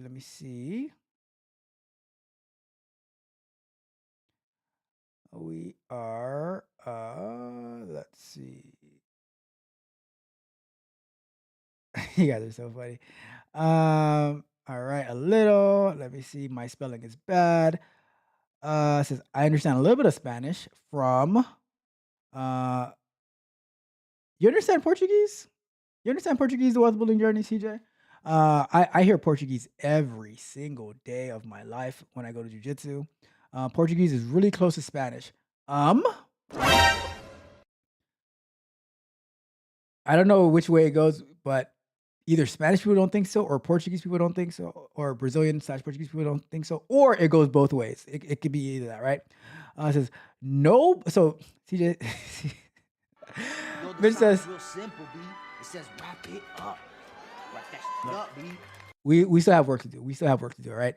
Mitch says nobody asked you. I'm on a ISO right now. Let's see. The World Building Journey says salute. I'm telling you, the World Building Journey does some great work, some great presentations on the different like stock stuff and market and like financial stuff. I have it in the Patreon, like the presentation that he's done. Great presentation. I have it in the Patreon. So if you sign up for that, you can see some of the amazing presentations that the Wealth Building Journey has done on stocks and investment and stuff like that. All right. Let me see. It says, I finally figure out what a family office is. I think that it is a good idea. Let's have a conversation about that. We'll have a conversation about that. I'll figure out. Well, I'll message you. I want to hear your perspective on it. Because I have like maybe 20 people who can tell you that it's a terrible idea. Oh my God. But we'll talk about that. It says they usually work in ORs or surgery centers, talking about the surgical technologists. Maybe cath labs. Okay. I have no idea what the cath, now I gotta know, what is a cath lab? You guys be acting like I know all this stuff, right? Let's see. What is a cath lab? A cath lab or cardiac catheterization lab is a hospital room where doctors perform minimally invasive procedures to diagnose and treat heart and blood vessel conditions. Okay, I had no idea. The more that you know. It says yes, I'm curious too. That was a great one, I must say. I told you guys, Roxy is more than her scrubs. All right, I'm just saying. Dropping us with the surgical technology. I had to do like 10 different Google searches to find out what is a surgical technologist, what is a cath lab, all this type of stuff. Like you guys trying to trip me up. And then I had to say catheterization. catheterization? Like, just say it's a hospital room where doctors perform minimally invasive surgeries. All right. Let me see. It says you never worked in SPD. What is it, SPD? You guys are terrible. You guys are terrible with all these acronyms. There's a very important jack of all trade positions in the OR for sure. That is a fact. It says I admit ever. It says tech coach off. Come on, bro. Mitch just said that. What? I'm not. That's your problem. That's your problem. Wealth building journey. You are always looking at the chat. I am not looking at the chat. I am looking at the content that I'm presenting. See, me and the wealth building journey have this battle every single time. I'm like, stay out of the chat. Stay out of the chat. Stay out of the chat. And he's like, oh, I have to look at the chat. I have to look at the chat. Says I'm used to it now. He takes all of my stuff. That's true. That is true. That is true.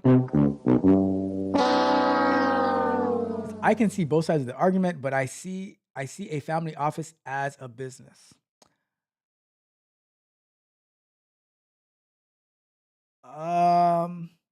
Technically it is a business. It's an LLC, but some business is definitely bad business. All right, I'm just saying. You know, I think it depends how you have it structured.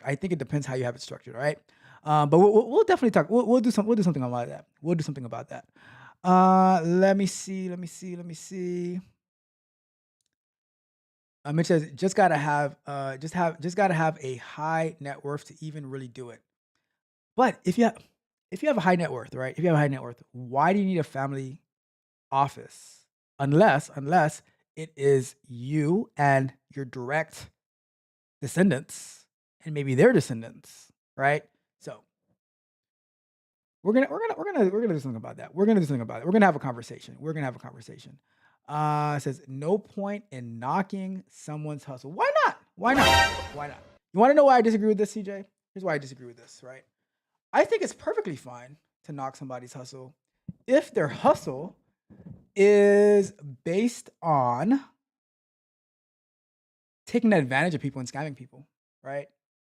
So I definitely see, like I knock boot camps.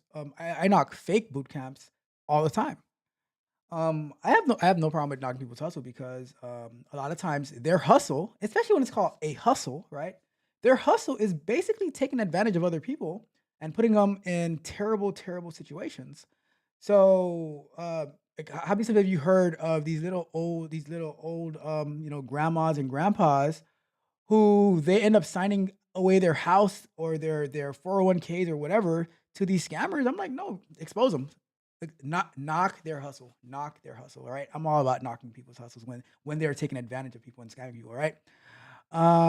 Ms. Freckles says, how does a surgical technologist compare to a nationally registered certified medical assistant?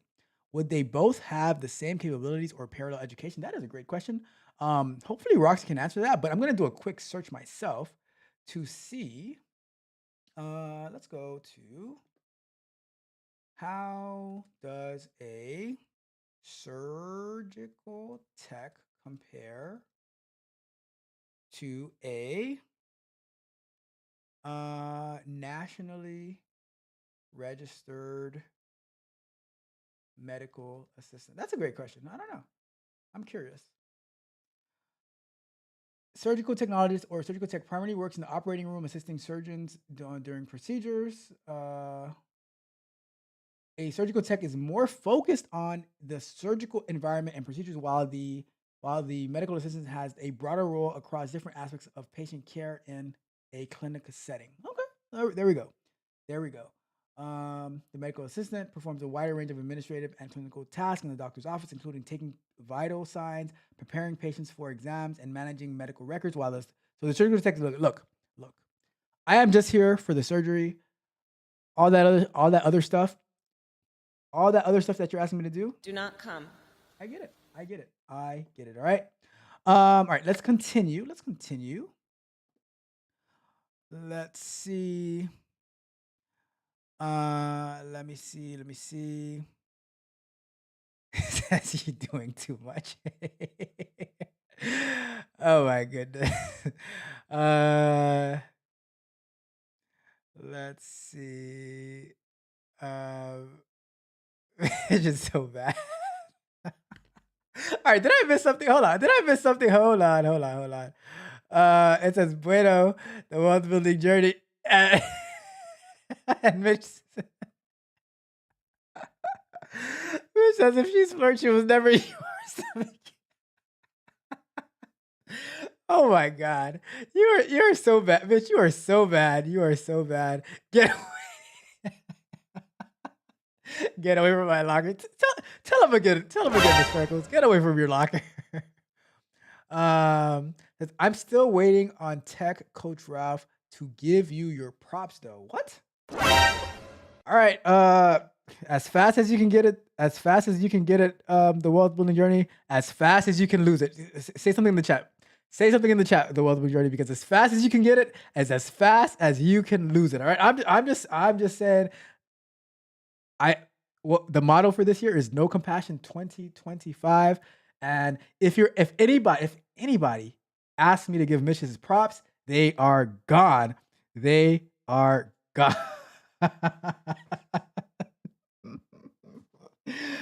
Oh my God. Let's see. Let's continue. Let me see. Says,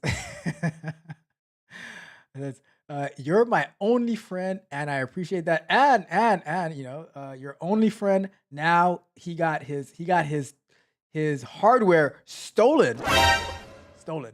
Try to be my friend and try my friend and flirting at the same time. Says ISO means isolation. Okay, I'm not. I don't know. I don't know what that's saying. It says vascular cardiac. Let's see. Let's see. It says I am more than foolishness. Nobody believes me. Let's see what we got. Presentations are on point. They are on point. Let's see. I'm understanding without translating closer to a year and 4 months. I had no idea what you're talking about. So y'all just play in my face. Let me see. Says so a family. No, I don't think family office is a scam. I think the way that there's some of them are structured can. We'll talk about it offline. The wealth building. I got you. Let me see. I used to use Duolingo for a while. I got so annoyed with it, trying to like always putting so much pressure on me. Like you didn't do it today. You didn't do it. It's been 3 minutes. You haven't done any Duolingo. I'm like, all right, back up off me. It says that's what I'm gathering from that. In that case, I'll reevaluate, but that's not what I got from it. I got you. It says, let me see. I had a doctor train me on how to do vasectomies once. That was whoa. That escalated quickly. I did not see that going there. Miss Freckles. I don't know how I feel about that. I don't know. Everybody stay away from Miss Freckles, all right? They're just all the guys stay away from Miss Freckles. Stay away from Miss Freckles. We got my guy Rod Brown in the building. What's up, Rod Brown? How is the family doing, Rod Brown? How is the family doing? Let's see. It says, I don't even know what I walked into. Rod Brown. I just I'm like, whoa, what is going on over here? My heart kind of dropped for a second there. It says Ralph hates when people like me. What's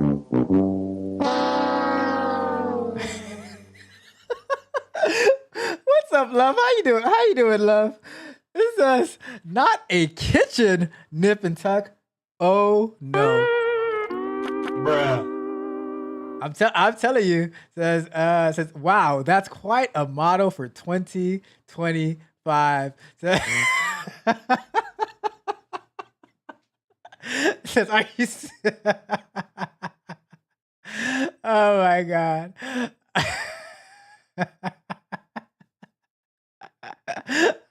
I'm I'm just messing the wealth building journey. I'm just messing with you. But don't defend Mitch. Ever. Ever. Don't ever defend Mitch, all right? I'm just kidding.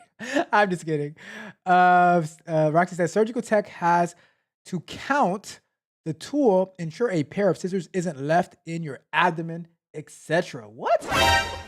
Well, shout out to we should triple the pay of the surgical techs. I'm just saying. And do so if a pair of scissors is left in your abdomen, right? Is that the doctor's fault or is that the surgical tech's fault? Who gets sued for the medical malpractice? Is it the doctor or the surgical tech? Just wondering. Just wondering. Let me see. Says it says Ralph doesn't understand some. If Ralph doesn't understand something, it's bad. No, Mitch. I have personal experience with family offices. So I'm speaking from personal experience, right? So that's why I have way more knowledge and understanding than the both of you when it comes to this aspect, all right? Just saying. It says tools, not tool. Let me see. I got you, CJ. I got it. It was just a little fun. It was just fun. Just having some fun. It says Duolingo. I'm telling you, they hurt my feelings. It says I definitely couldn't work with you. It says people can pass from lost tools, right? Of course they can. Especially if you leave a scalpel in somebody. Let's see. It says you're making. Oh my god, you guys are too funny. All right. I am not taking any more breaks because you guys are too much. You guys are too much, right? Let's continue on to the next topic for today, which is, let's go over to here. Our next topic is going to be, we just finished our services. We are going to do a quick look at let's do a quick look at the initial jobless claims. We'll do a look at the initial jobless claims, and then we will jump into, after the initial jobless claims, I think we wrap it up with our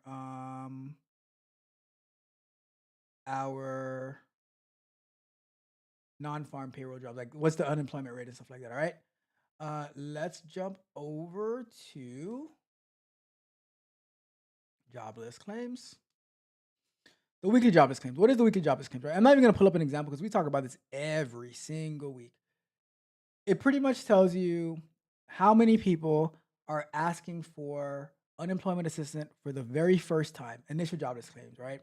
So I say somebody got laid off and now they file for unemployment. That's going to show up in the initial jobless claims. Why is it important? If the number of claims are high, it usually means that more people are losing jobs, which could be a sign that the economy is struggling or slowing down. If the number is low, it means fewer people are losing jobs, which often points to a healthier job market. How is it used? The report helps businesses, government, and even regular people understand if the job market is getting better or worse. For example, if the jobless claims suddenly spike, it could mean companies are laying off more workers, and that might be a warning of a possible recession. If claims are dropping, it may suggest that companies are hiring or keeping employees, which is a good sign for the economy. Let's go over. So I'm not even going to pull up an example for that one. Let's go to here. And let's do a quick look. All right. So the initial claims was 219. According to Bloomberg, the estimate was 214. So that means there were more initial job claims for this past week, the week ending of February 1st. Than there was than they expected, all right? An increase of 11,000 from the previous week's revised levels. The previous week's revised levels were revised up by 1,000. The 4-week moving average is 216,750. All right, we got that. The insured unemployment rate was still 1.2% for the week ending on January 25th. Let's see. Unadjusted data. The advanced number of actual initial claims under state programs unadjusted is 239,690. Let's see. Let's go down to over here. Initial claims for UI benefits filed by former federal civilian employees totaled 494,000 in the week ending of January 25th, unchanged from the prior week.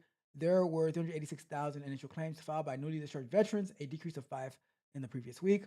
There were 666,000 continued weeks of, or 6,666 continued weeks claimed filed by former federal civilian employees the week ending January 18th, a decrease of 706 from the previous week. The newly discharged veterans claiming benefits totaled 4,365, a decrease of 124.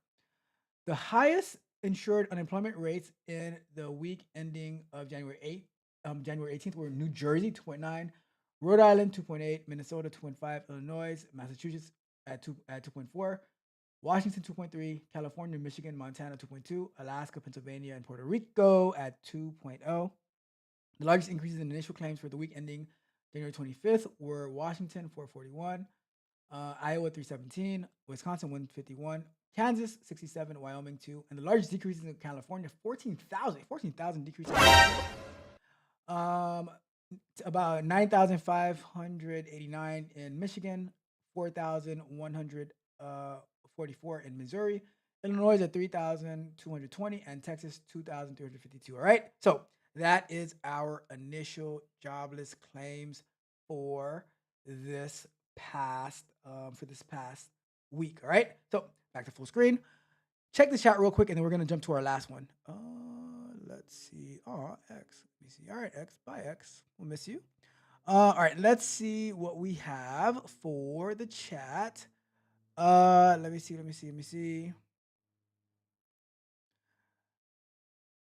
Mitch says, Ralph, you are wrong as usual. You know what, Mitch, let's do this. Mitch. I challenge you to a duel. Mitch. A duel. Let's have a conversation about this whole family office thing. And I want to hear about your experience inside of a family office. And I'll share my experience inside of a family office. And we'll see how that goes. Right? Maybe the big factor is who is actually in the family. I don't know. It says 35 feet, shooting from 35 feet. You know what, Mitch? You better be nothing but net. Says Miss Freckles says, you're not my boss, remember? Not even my coworker. I need to focus. You see, and that's why, Miss Freckles, did you sit in the front of the class? Because I am assured that Mitch, he snuck in 20 minutes later into class. He was sitting at the back corner, so you'd have nothing to worry about. But he would show up. He would show up at your locker, right? And he'll be like, "Hey, Miss Freckles." That's how he'd be. He'd be like, "Hey, Miss Freckles, what you doing for lunch today?" That's how it'd be. Right? Like, can you split your sandwich with me? What? Miss Freckles, like, no. Get your own damn sandwich. I know. Let's see. Is the one that makes the most money get sued? Of course. So now I'm to blame as well. Always. Says, so doctor or hospital, right? Or wherever they are doing the surgery out of. I think, isn't it both? Isn't it like the doctor and the hospital get sued? Says sue top down, I'm sure. Yep. Let's see. I had a flash of Debo checking pockets. What? It says, I know some doctors that work strictly for the hospital, so they don't get paid as much as as if they were their own practice. I know the insurance is high. Well, Mitch, if you're going to be adding conditions to the question, then that changes everything. It says, I'm curious to see how much the numbers will compare at the end of this year. I think this year might be a little shaky as things are being adjusted, but we shall see. Let's see. It says jobless claims should start picking up in the months ahead. Wow. Well, here comes the bearer of bad. You see, before I give the well-being journey the wrench, it's all pleasant, good news, and then as soon as I give it, it's all doom and gloom. Says, can you blame them? Can you blame the doctors? I think everybody needs to be accountable for their actions. It says, he's so silly. He's so silly. Mr. Circle says, I was the front row kid.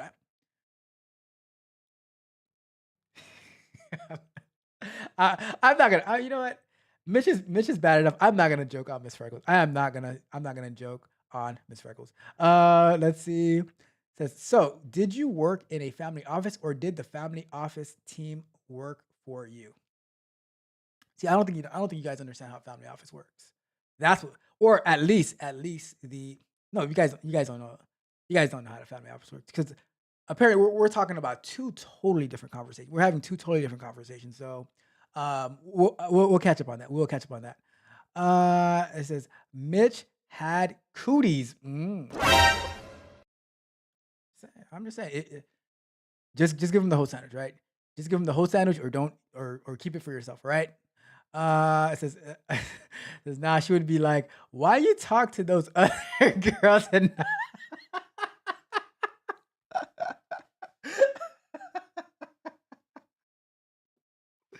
oh my god, you are so bad. You are so bad. Oh my goodness. I like what did I do? I didn't do anything. It says you have to pick. Yeah, you gotta pick your battles. You gotta pick your battles. Oh my goodness. Anyway, let's get to our last one.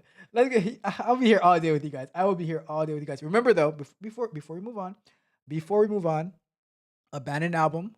You see the hat, abandoned. You see the T-shirt, right? The mic, T-shirt, right? Abandoned album comes out Thursday night, going to Friday morning, midnight, all streaming platforms. I have some major plans for that as well. All the music is gonna be on the Tech Music channel, MUZIK channel, and big plans. Saturday night, we're going to be doing a listening / watch party as we go through each track, give you some insight behind it, why I named the album Abandoned, all of that good stuff. It's gonna be very powerful. So I'm looking forward to seeing you there. Right? Looking forward to seeing you there. Okay. Let's go to our last topic of conversation now. Let's go over to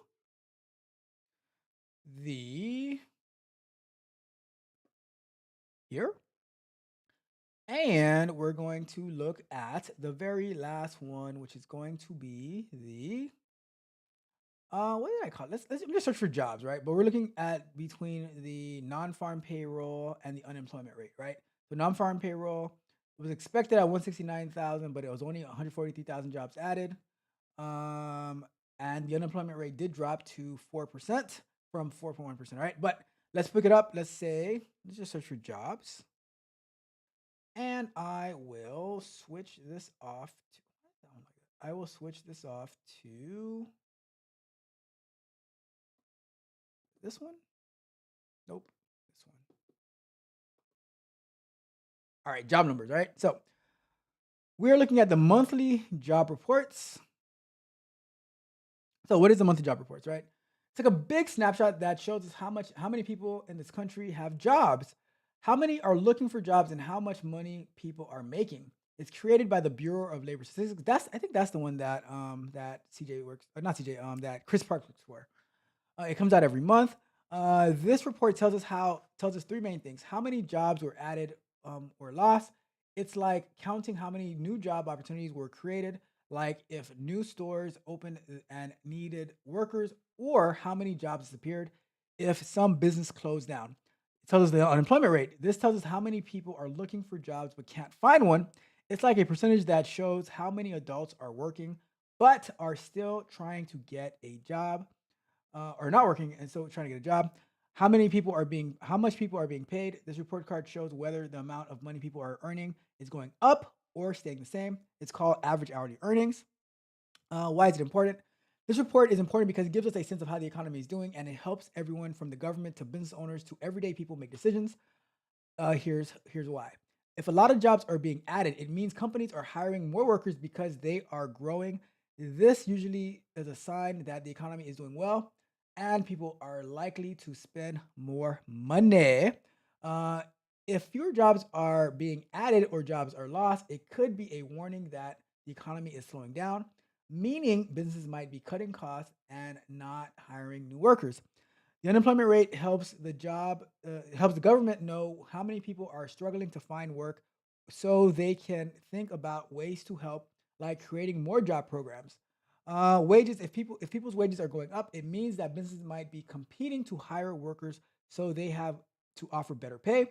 If wages aren't increasing, people might feel like they have less money to spend. All right, so I'm gonna put the example.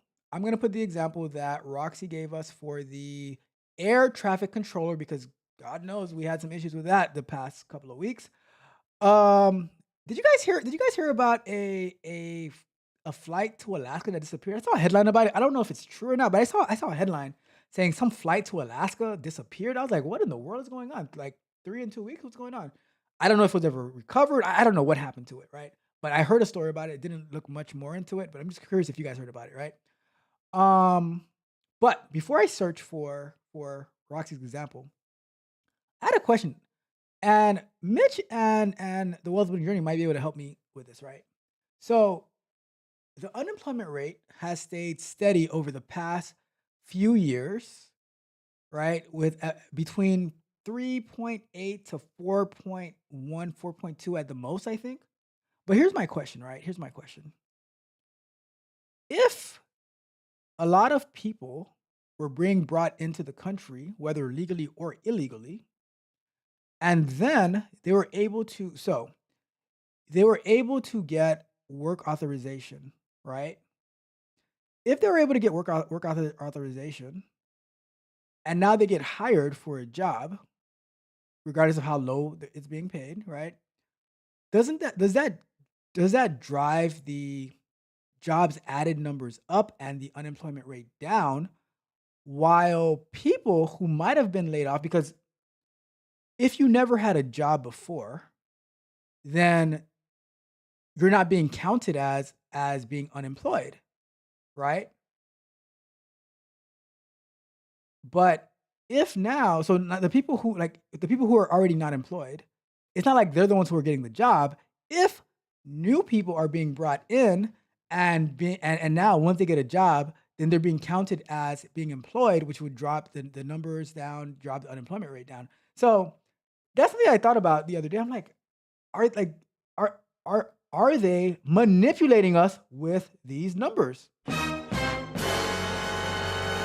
Let me know your thoughts. Let me know your thoughts about that. And I am, while in the meantime, I'm going to be searching for air traffic controller as per Roxy's amazing suggestion and request. Air traffic controller. How does the job numbers affect a air traffic controller? Let's see. We're waiting. There we go. All right. So, how does it impact an air traffic controller? So, let's do it real quick. What does an air traffic controller do? So, what I'm also going to add to the prompt is give us a quick one paragraph description of what that role does in case we don't know, and add it there, and then we'll get the example. All right. But I'm going to do that in the prompt. So, air traffic controllers, ATCs, manage the movement of aircrafts in the air and on the ground. They ensure safety and efficiency of air traffic by monitoring aircraft positions, speed, and altitude, yeah, all that good stuff, right? They monitor all that stuff, right? Or they should at least, right? So job security. If the report shows that many jobs are being created, it generally means the economy is doing well. A strong economy is, in a strong economy, there tends to be more air travel because more people are traveling for work or leisure. If more flights are happening, then the demand for air traffic controllers increase, signaling job security for them. Conversely, if the report shows a decline in jobs, it could signal a slower economy, which might lead to fewer flights and in turn affect their job security. Flight volume. The report can affect airlines' decisions about the number of flights they schedule. If the economy is strong, lots of jobs, airlines might increase the number of flights thinking there will be more passengers. This means air traffic controllers may have more flights to manage, which could lead to busier workdays. On the other hand, if job losses are reported, the economy seems weak, airlines may cut back on flights, resulting in quieter work periods for controllers. Training and recruitment. A good job report might encourage the government or aviation authorities to invest more in training or recruiting new air traffic controllers to handle the increased demand for flying. This can lead to better working conditions, equipment upgrades, or even hiring initiatives. If the report shows fewer jobs or a slowing economy, the focus might be on controlling costs, which could limit new hiring and training. Lastly, salary growth. A growing economy reflected in a positive jobs report can also lead to increased salary expectations for air traffic controllers, or they can unionize and demand it. If many jobs are being created and there's a demand for workers, air traffic controllers might negotiate for better pay, knowing that their skills are in demand or are in higher demand. All right, so that's that. Let's take a quick look at this report. This was released February 7th. It says the non-farm payroll employment rose by 140,000 in January. It was expected at 169. The unemployment rate edged down to 4%. The U.S. Bureau of Labor Statistics reported today job gains occurred in healthcare, retail trade, and social assistance. Employment declined in mining, quarrying, and oil and gas extraction industry. This news report presents statistics from 2 months survey. The household survey measures the labor force status. Okay, all right. Let's see. All right. So among the major worker groups, the unemployment rates for adult men 3.7%, adult women 3.7%, teenagers 11.8%, whites 3.5%, blacks 6.2%, Asians 3.7%, Hispanics 4.8% showed little to no change in January. The number of long-term unemployed, those jobless for 27 weeks or more, at 1.4 million, changed little in January. So if those 1.4 million are not getting jobs, how does the unemployment rate keep going down? Is it my theory that I suggested? I don't know. It's just a thought that I have. Just a thought that I have. All right. Let's see.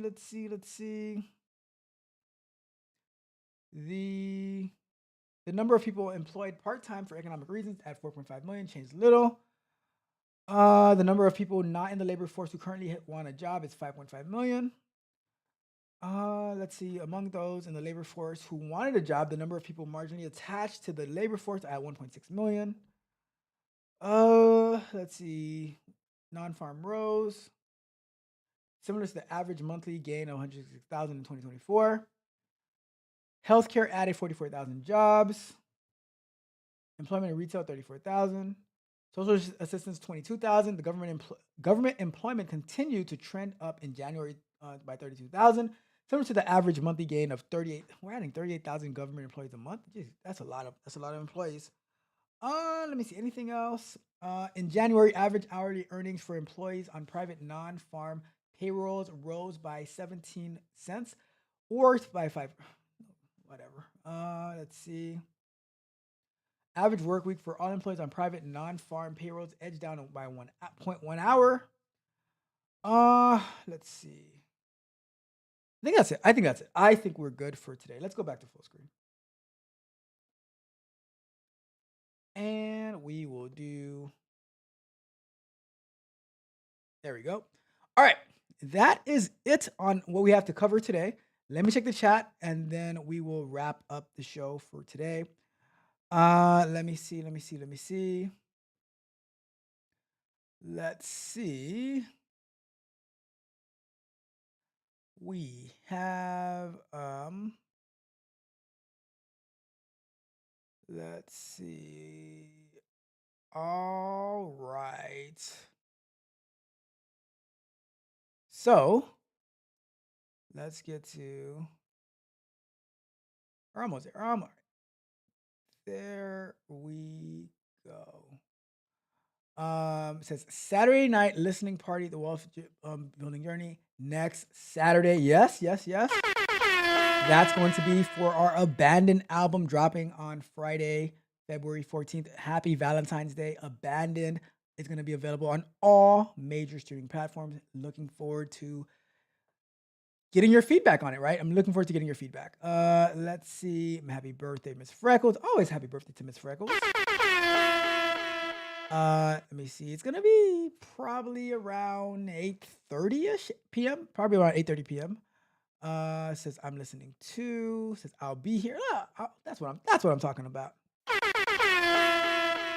And Miss Freckles' birthday was on Wednesday. We have, you know what, Miss Freckles. Let me know what you think, right? Because the Wealth Journey was not here on Thursday or on Wednesday for your birthday. Should we play the happy birthday song to wrap up the week? Let me know. It's the last day of the week. Should we play? I need a vote. Miss Freckles, Roxy, Mitch, Rod Brown.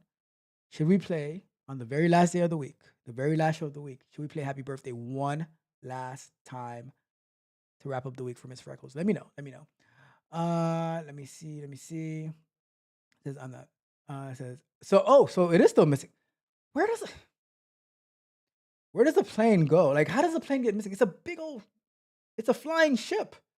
How does it go missing? That doesn't make any sense to me. Mitch says I'm not messing with any planes.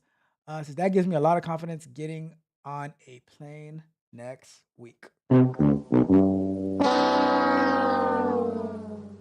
Says added up then down. It's a numbers game. Let's not forget that numbers manipulate.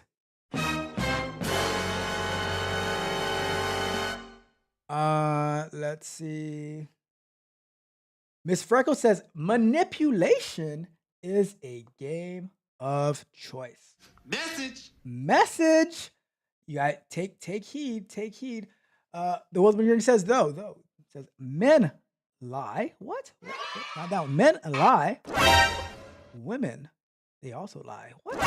Do they really? Do they? Oh yeah, they do. But numbers manipulate.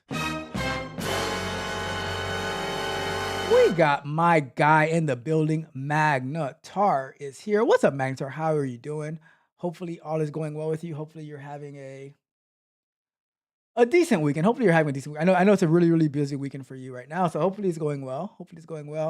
It says he did give me my prop for that. That name was 100% Mitch right there. Shout out to my guy Mitch. Let's see what we got. Let's see. The King Snitcher, yep. Anything else? Should we snitch on them? I concur, by the way. Let's snitch on him and her. What in the world? Says, I wonder if they offer decent eye surgery, healthcare, health insurance packages for the air traffic controllers for accuracy and retention. That's a good question. That is a good question. Let's see. It says, why you say blacks like that? Because it was capital letters. It was in caps. So I don't know. I thought I said everything the same way. Did I not say everything the same way? What? I was trying to emphasize on the capital letters. That's all. Why have capital letters if you're not going to emphasize on the capital letters? Come on, Mitch. It says, let me see. Let's see. It says they probably have great health insurance. Let me see. Well, I warned you about agreeing with Mitch. This is a no agreeing with Mitch zone. All right.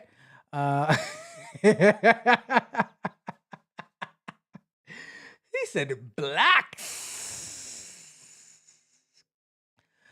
It says, I would hope so, especially the demand to not call out sick and work consistently. Fair. Let me see. Anything else as other interesting?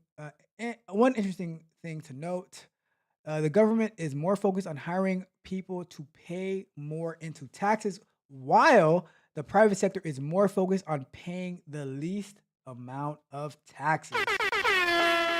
I hate paying taxes. I hate paying taxes. Every single time I see it happen, I'm like, you dirty son of a. That's how I feel about taxes. It says, what is in the cup? Tech coach Rob. It is just water. It is just water. Nothing but water, right? Nothing but water. And it says that's the main focus on efficiency in the private sector. We are always like, all right, are we wasting money? Are we wasting? And then they say, this is what happens, right? I'm gonna do this. I'm gonna do this. I'm going to find a way that at the start of every financial meeting at every company in the United States of America, that it's going to play the new theme song of this channel.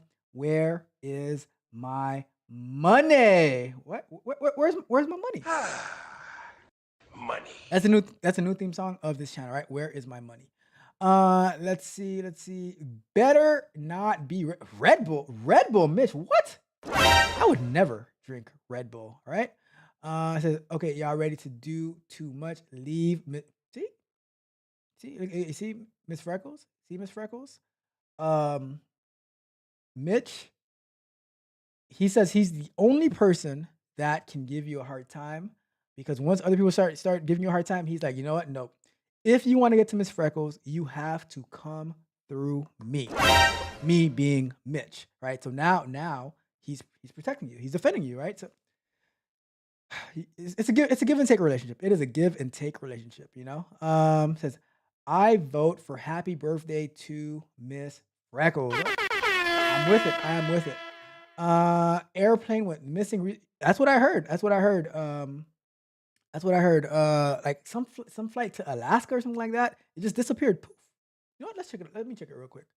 Alaska flight missing. Crap. That sucks.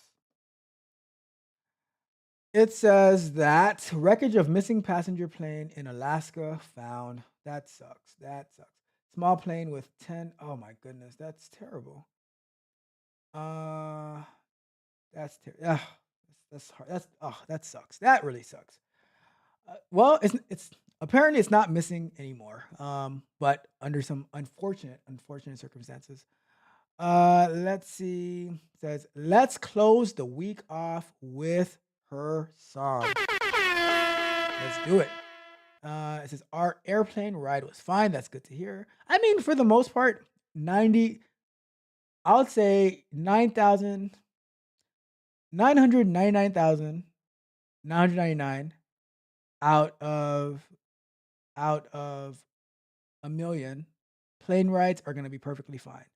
But you know, you always have that. You always have. It just seems to happen. It just seems like right now, it's just like being packed in. You know. Roxy says that no plane rides for me for a while.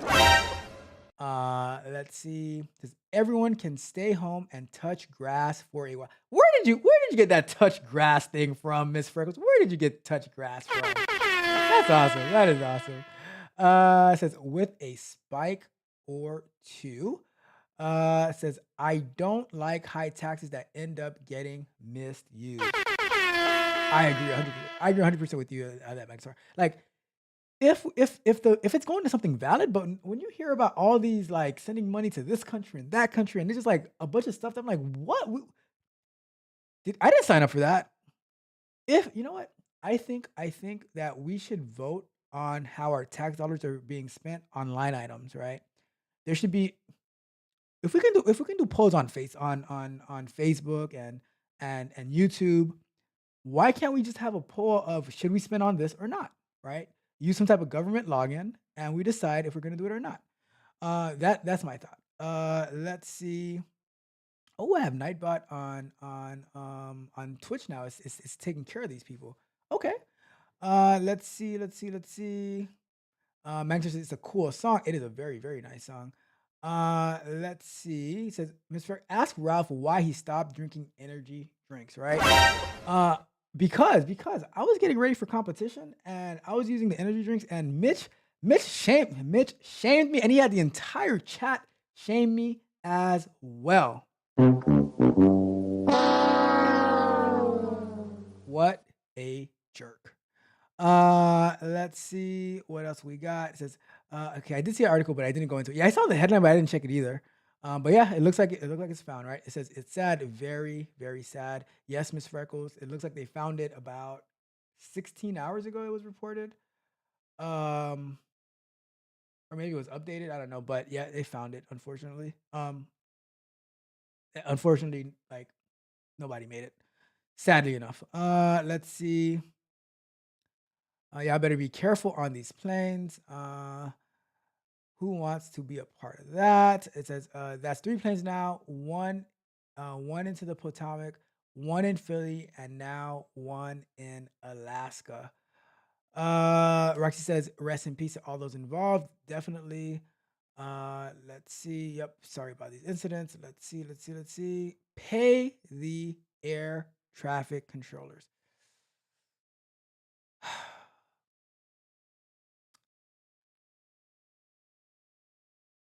So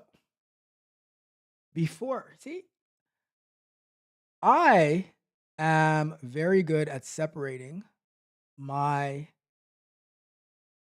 emotions from my logic, right? My question is, how much do this is what normally gets me in trouble, right? Because we'll just say, do this, right? But how do we do we know what's being done and what's not being done? Maybe because CJ's in the financial industry, he might already know. But how much do air traffic controllers get paid, and how much should they get paid, right? And does paying them more money mean that they're going to do a better job, right? Does paying somebody more money mean that they're going to do a better job? Let's find out.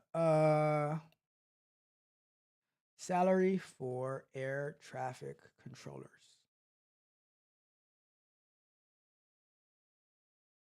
So, as of May 2023, the median annual salary for air traffic controller in the United States was $137,000. This means half of air traffic controllers earn more than this, and half earned less than that. According to Glassdoor, in Fort Lauderdale, an air traffic controller gets paid between $50K and $160K.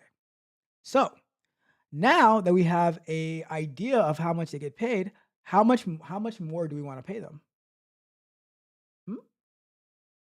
At the end of the day, it's a numbers game, right? So, see, I try to have a little bit of compassion, and then you guys bring the facts, and I'm like, all right, let's check it, because no comment goes unscrutinized. All comments are scrutinized, right? It says,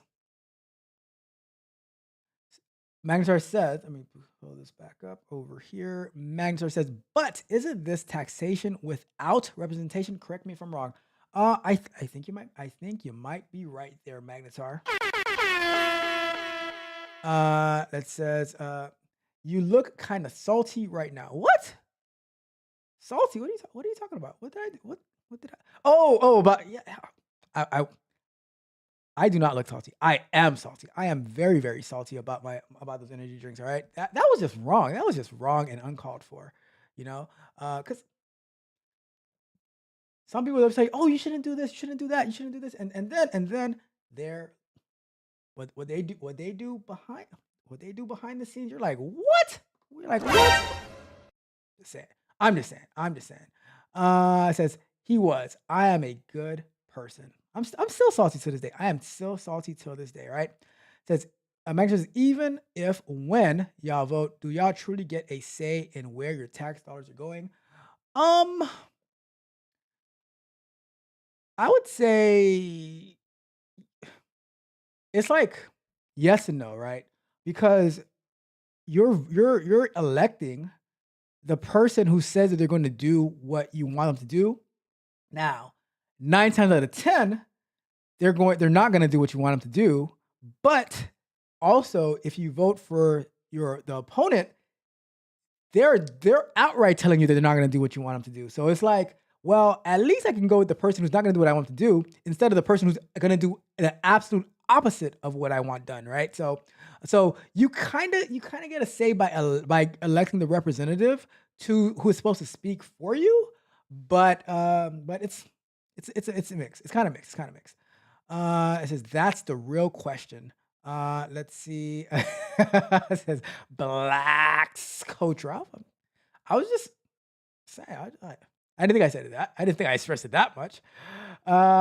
And let's see. It says um, I agree. And warehouse workers, Ralph is so mean. I was gonna lie to you, but I had to tell the truth. I'm just being honest. Underpaid can mean overlooked. What does that even mean? What can you give some clarification? What does that even mean? Underpaid can mean overlooked. Like I don't even get it. Like, do you want a hug? Like, do you want to say, "Atta boy, thank you for doing your job. Thank you for doing your job that we're paying you an average of $137,000 for." Like, I don't know. I am mean though. I am mean. I do not. No compassion 2025, right? I'm just saying, no compassion. It says, and not wanting to do anything, Ralph responds, nobody told you to work there. That is a fact. Look, every situation you find yourself in, right? It's your job to deal with it.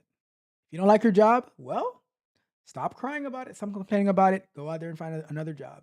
If you're overworked, underappreciated, overlooked, right? Then go where you're wanted, go where you're appreciated, not where you're tolerated. The ball is in your court, right? Let's see. 6 figures is how much they should get paid and siphon money from sports league. What? Look. Here's the deal.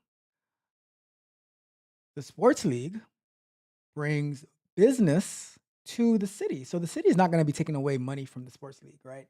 I don't think the federal government has anything to do with the sports leagues, but they do get paid 6 figures on average, right? A high 6 figures. I mean, not high 6 figures. But it's a average 6 figures, 137,000.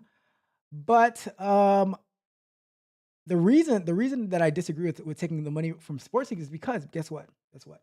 Mitch pays for the sports leagues when he goes to watch a baseball game. CJ pays for the sports league when he goes to watch a Washington Commanders game, watching the Washington Commanders lose in the playoffs, right? You pay for the sports leagues when you go to the Kansas City Super Bowl, right? When you watch it on TV, you're paying for the sports league. So I don't really see it as oh well, just siphon money means steal, right? To put it directly, siphoning money means stealing money from what you're stealing. You're being Robin Hood, stealing money from the money that all the people are paying, all the fans are paying for, to give it to another industry. I don't agree with that. I don't. You need to you know what? Increase the price of flights.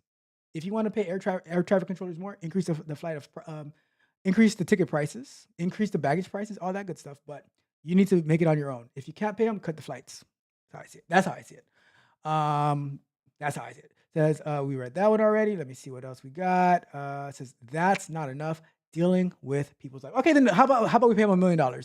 What about that? Let's just pay them $1 million, right? That way, is $1 million enough to deal with people's lives? I don't know. How much is enough? See, I asked CJ how much is enough, not how much is not enough. How much is enough? Tell me what the number is. How much does air traffic controllers be paid to deal with people's lives? So I'm curious. I am curious. Exactly. Pilots don't even get paid enough. How much do pilots get paid? Pilot salary. See, you guys are keeping the show going, all right? You guys are keeping the show. So, all right. So in May 2023, the median annual salary for airline pilots, co-pilots, and flight engineers in the United States was $219,000 per year. The median annual salary for commercial pilots was $113,000. So median annual salary for airline pilots. So what's the difference between an airline pilot and a commercial pilot? So what is a airline pilot versus a commercial pilot? So salary ranges for pilots in Florida. Opelika, Florida. 265,130 per year. Orlando, 228. Miami, 177. Jacksonville, 124. Stewart, 110.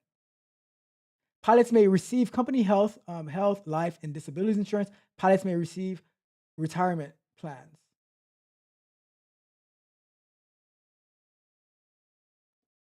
How much is enough? How much is enough?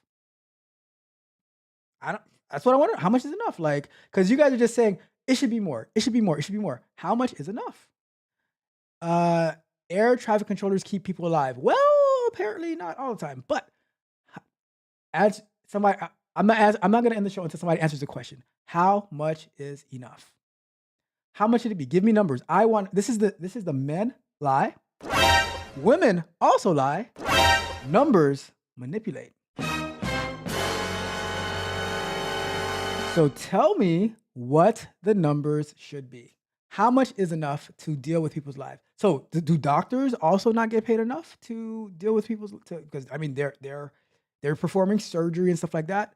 How much is enough? I gotta know. Is Ralph about to burn? I'm not burning anything. I want to know. I want to know. I think it's a fair question.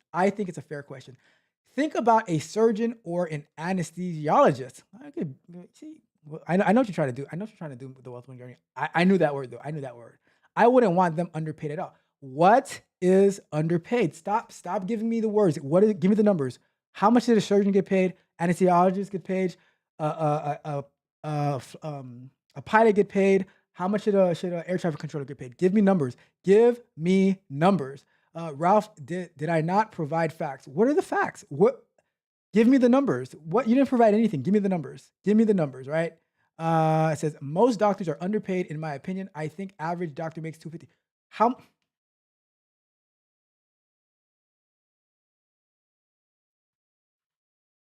Maybe it's me. I keep asking for numbers and you keep saying underpaid. Underpaid is not a number.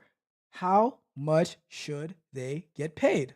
Doctors now, anesthesiologists now, air traffic controllers, how much should they get paid? And who? And also, are you willing to pay more money for whatever services you're getting as well? You guys are already complaining about the cost of healthcare and health insurance, stuff like that. Are you willing to get paid more? So what's the numbers?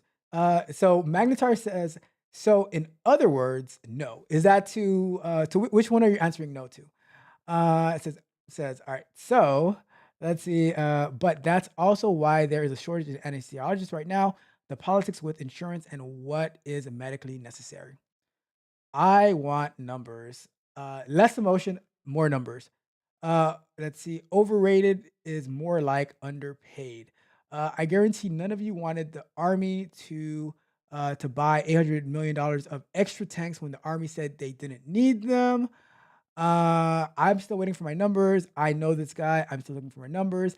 If you don't like it, leave. That's always been my motto. It says, when people aren't able to focus on their job because they are focusing on bills and whatnot, they can miss important details.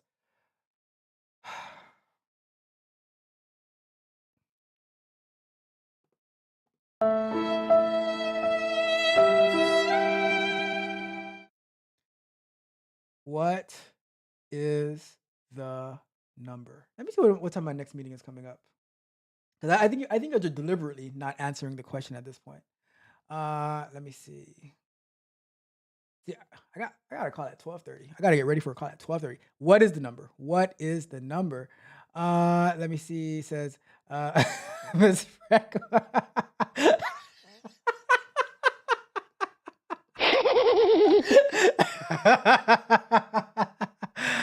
I'm just waiting for a number. It says, Congress made the Army do it. Let's see.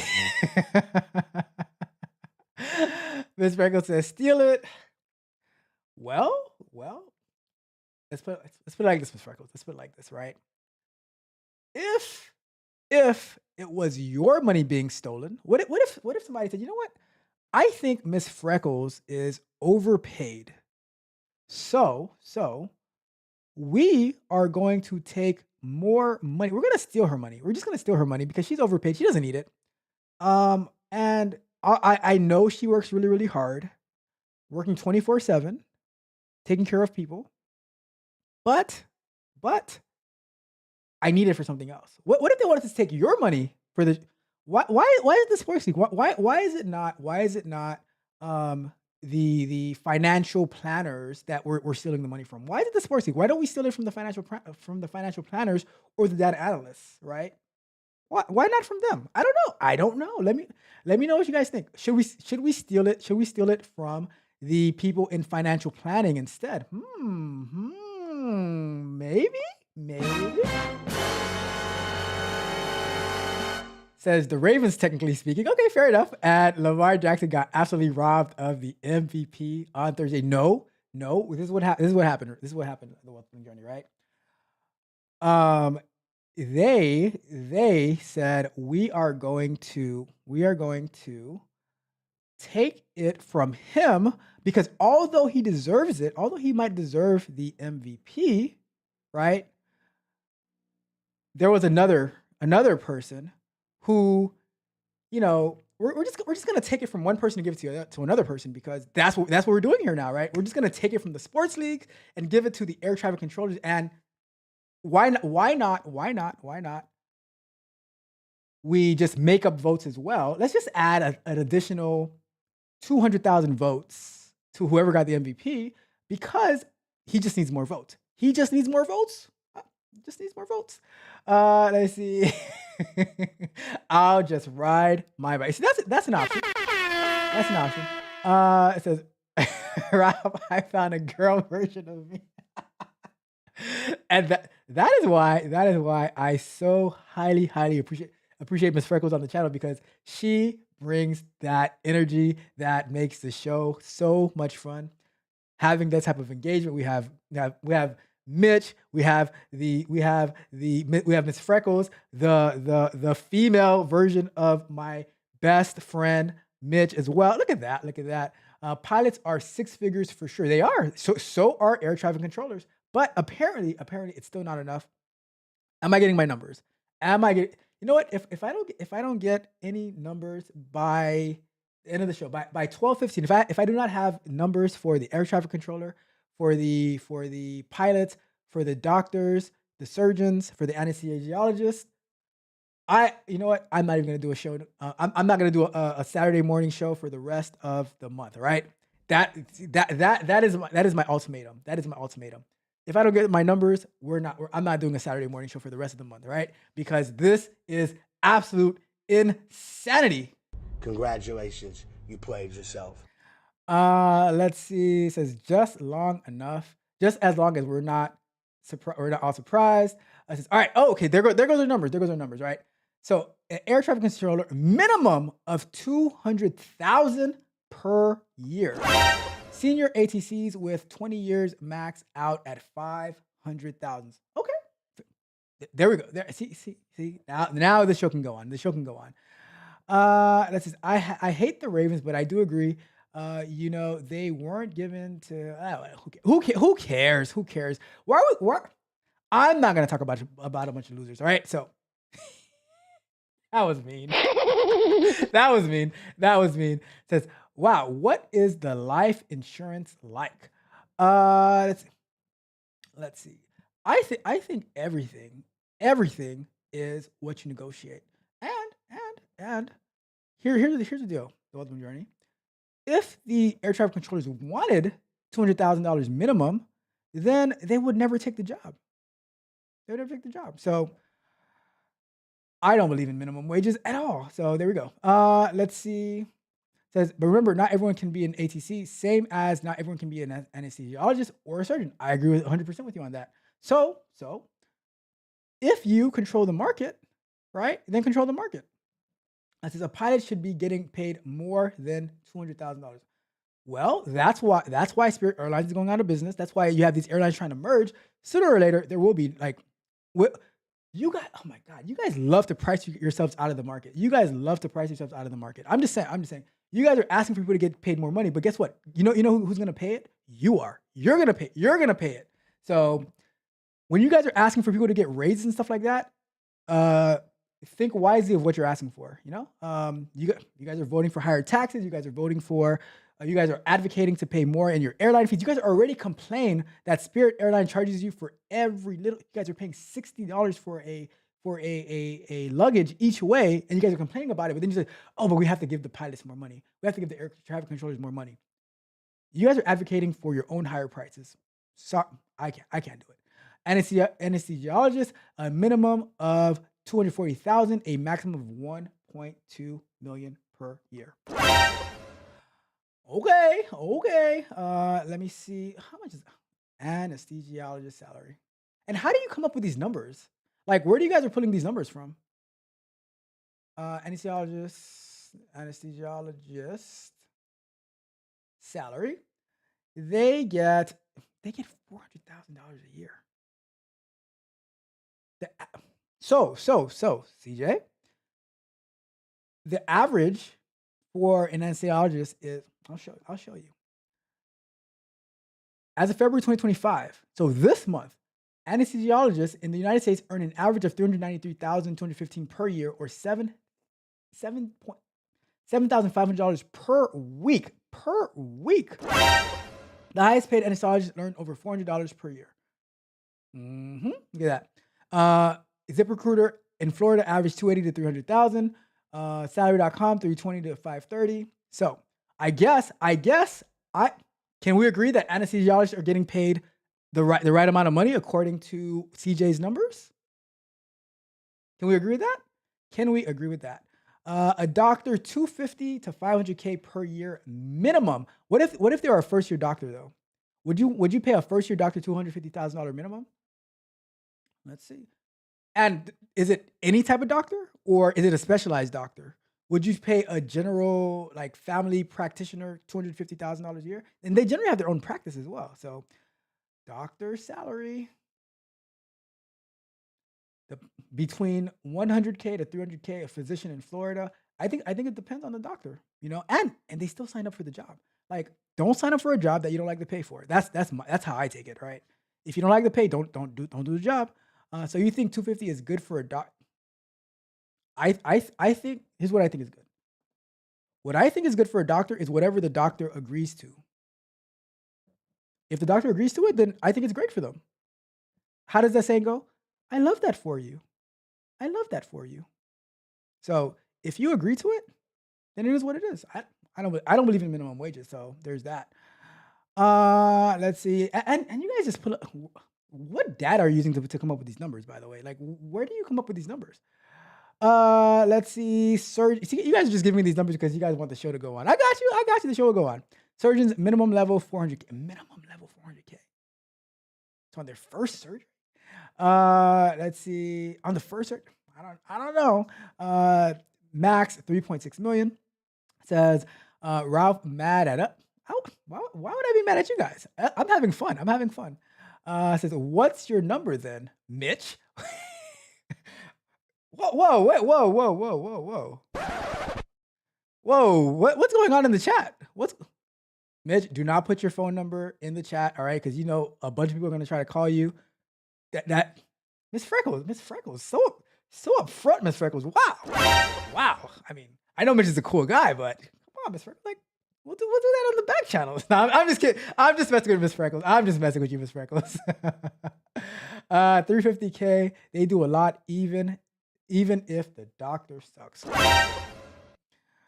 Okay, your number will be for a city, and my number will be for the rural areas. Look at them tag teaming. That's what I'm talking about. We the best. It says that's when we all learn jujitsu. Keep our own money. See, there we go. It says Lamar had a statistically significant better year than Josh Allen, and then the Ravens stomped the Bills in week 4. Well, the wealth building journey. Guess what? Stats don't matter at the end of the day because you guys are just throwing out these random numbers anyway, so stats don't matter. I'm still mad Ralph got beat up and I wasn't there. You wasn't there to cheer me on getting beat up? Well, guess what, Mitch? I am doing it all over again in about 5-6 weeks, and then probably in May again in Miami, so we shall see. It says, let's make up rules as we go along so that Lamar can't get MVP. That's what you guys are doing today. That's what you guys are doing today. So apparently, how does it go? If it's good for the goose, it's good for the gander. You guys just don't like when that same logic is applied onto your logic, right? Onto your logic. You guys are mad about Lamar Jackson not getting the MVP, but you guys are doing the same exact type of logic, right? So, it says nobody. Oh my goodness, he's correct though. There can only be one winner tomorrow between Kansas City and Philly. And Miss Freckles says, nope. Miss Freckles, you cannot choose Kansas City because you just stole all their money. Yep.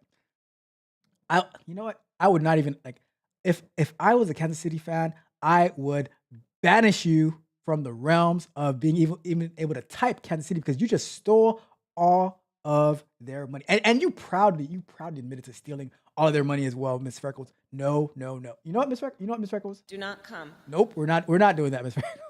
I'm just messing with you. So you want a pilot making $10K a year flying you around? Am I? Apparently, I'm the only one who read the book Basic Economics by Thomas Sowell, right? It says, I hope Kansas City what? So today's opposite day. Thank you so much. Let's wrap this up because I gotta get going. It says the bigger problem is market efficiency that will bring both flights and passengers into equilibrium. With the big word, says he is right. This includes overtime, double shifts, etc. CJ is right. I can't stand the Chiefs. I'm a Steelers fan. There are no regulations across sectors, which makes it harder for the market and way of life to stabilize for the majority of average people, right?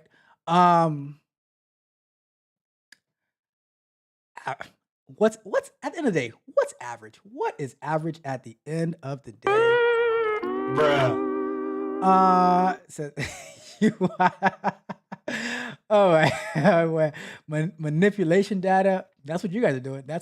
You guys are doing it on the perfect show. I gotta get out of here. Let me see. It says stop. I'm just. Oh my goodness. Stats do matter. He really did outplay Josh Allen during the season. You guys told me they didn't matter though. I'm just going off I'm just following your lead. All right. Let's see. It says, of course, why I didn't get it. Leave her alone. No, she didn't admit anything. Oh my God. Let's see. M&M's came to the good side. Look at that. Let me see. Anyways, all right, you guys. This was really, really fun. We went way over. We doubled our time, but it was so much fun hanging out with you guys. This conversation was very, very fun. Really, really appreciate it. At the end of the day, I think that you deserve what you can negotiate. So that's how I see it. All right. I'm not going to be setting minimums. If somebody wants to work for this much, I'm not going to get in the way between what they agree to and what the company agrees to. You guys work that out. I'm not going to get involved in that. All right. Let's see. All right. I don't know. I'm not going to talk about football, but I am going to talk about this, right? We're going to be going live tomorrow. DevOps. We're going to continue working on Kubernetes. We're going to actually start working on Terraform for Kubernetes so I can save some more money. And we're going to Abandoned next week, Friday, midnight. Thursday going into Friday, midnight. It's going to be available on all streaming platforms. Definitely want to check it out. But as we end the show, we are going to sing one last happy birthday to Miss Freckles. All right, let me find the song. Where is the song? Here's at the top. There we go. All right. Happy birthday, Miss Freckles. You guys have an amazing day. Tech Coach Ralph, we are out. Oh.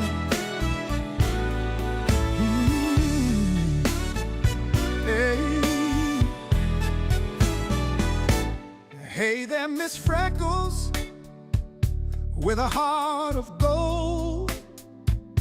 Your smile lights up even when the world's cold. Against the storm, you stand so tall and brave.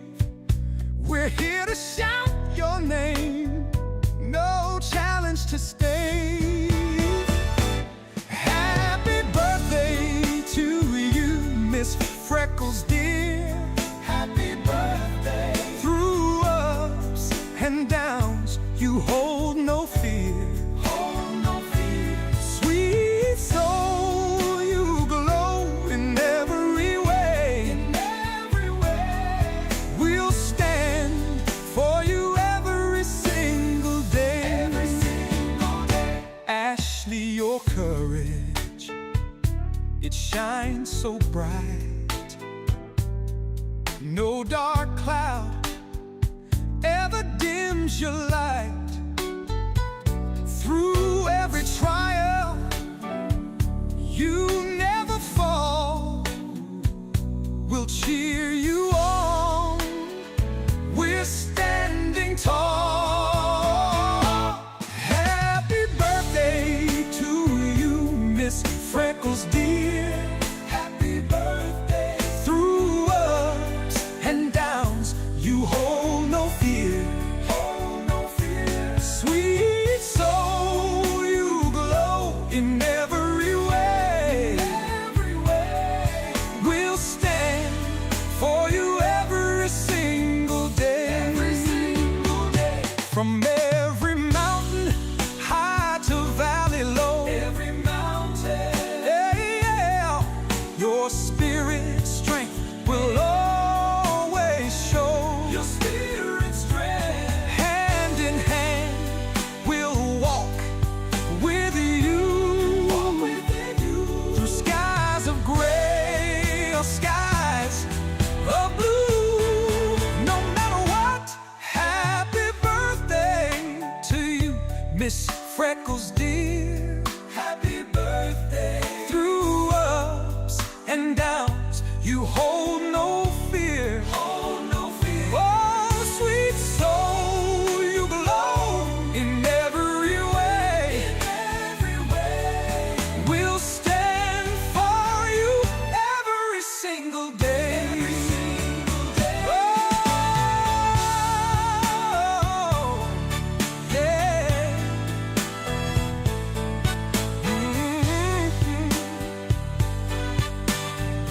Yeah. Oh, hey. Oh, ooh. Oh, hey.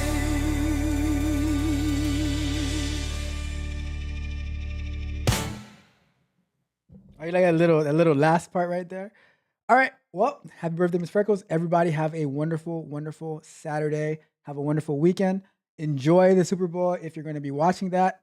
I will be live tomorrow before the Super Bowl, working as we do every single day. We take 0 days off.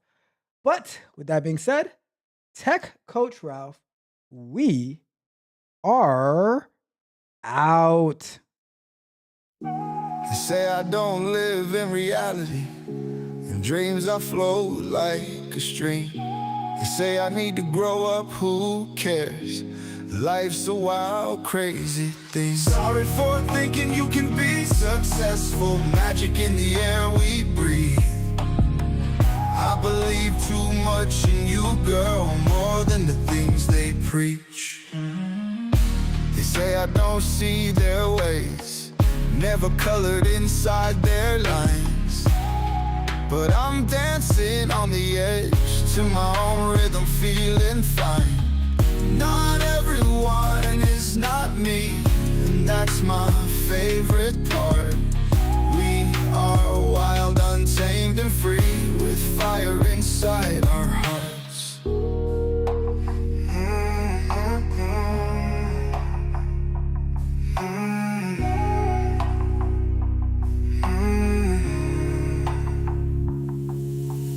Whisper tales of dreams on a road less traveled by.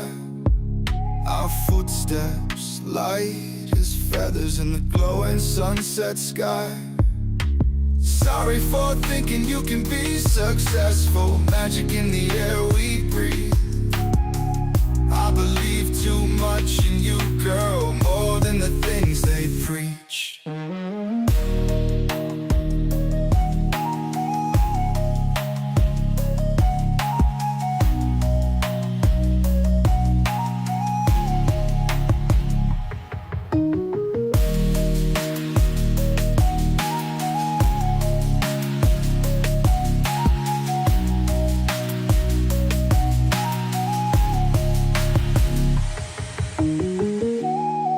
I don't see their ways, never colored inside their lines.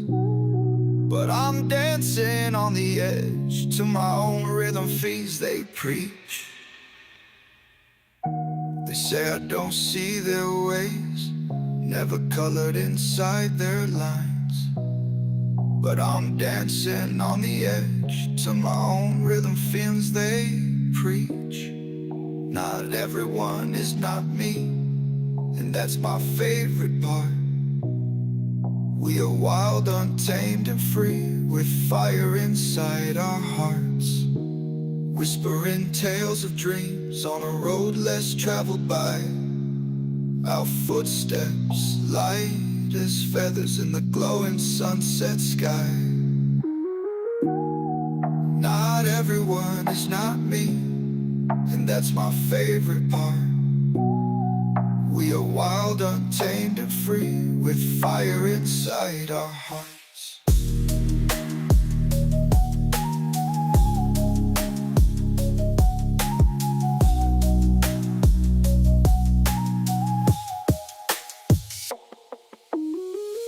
Whispering tales of dreams on a road less traveled by. Our footsteps light as feathers in the glowing sunset sky.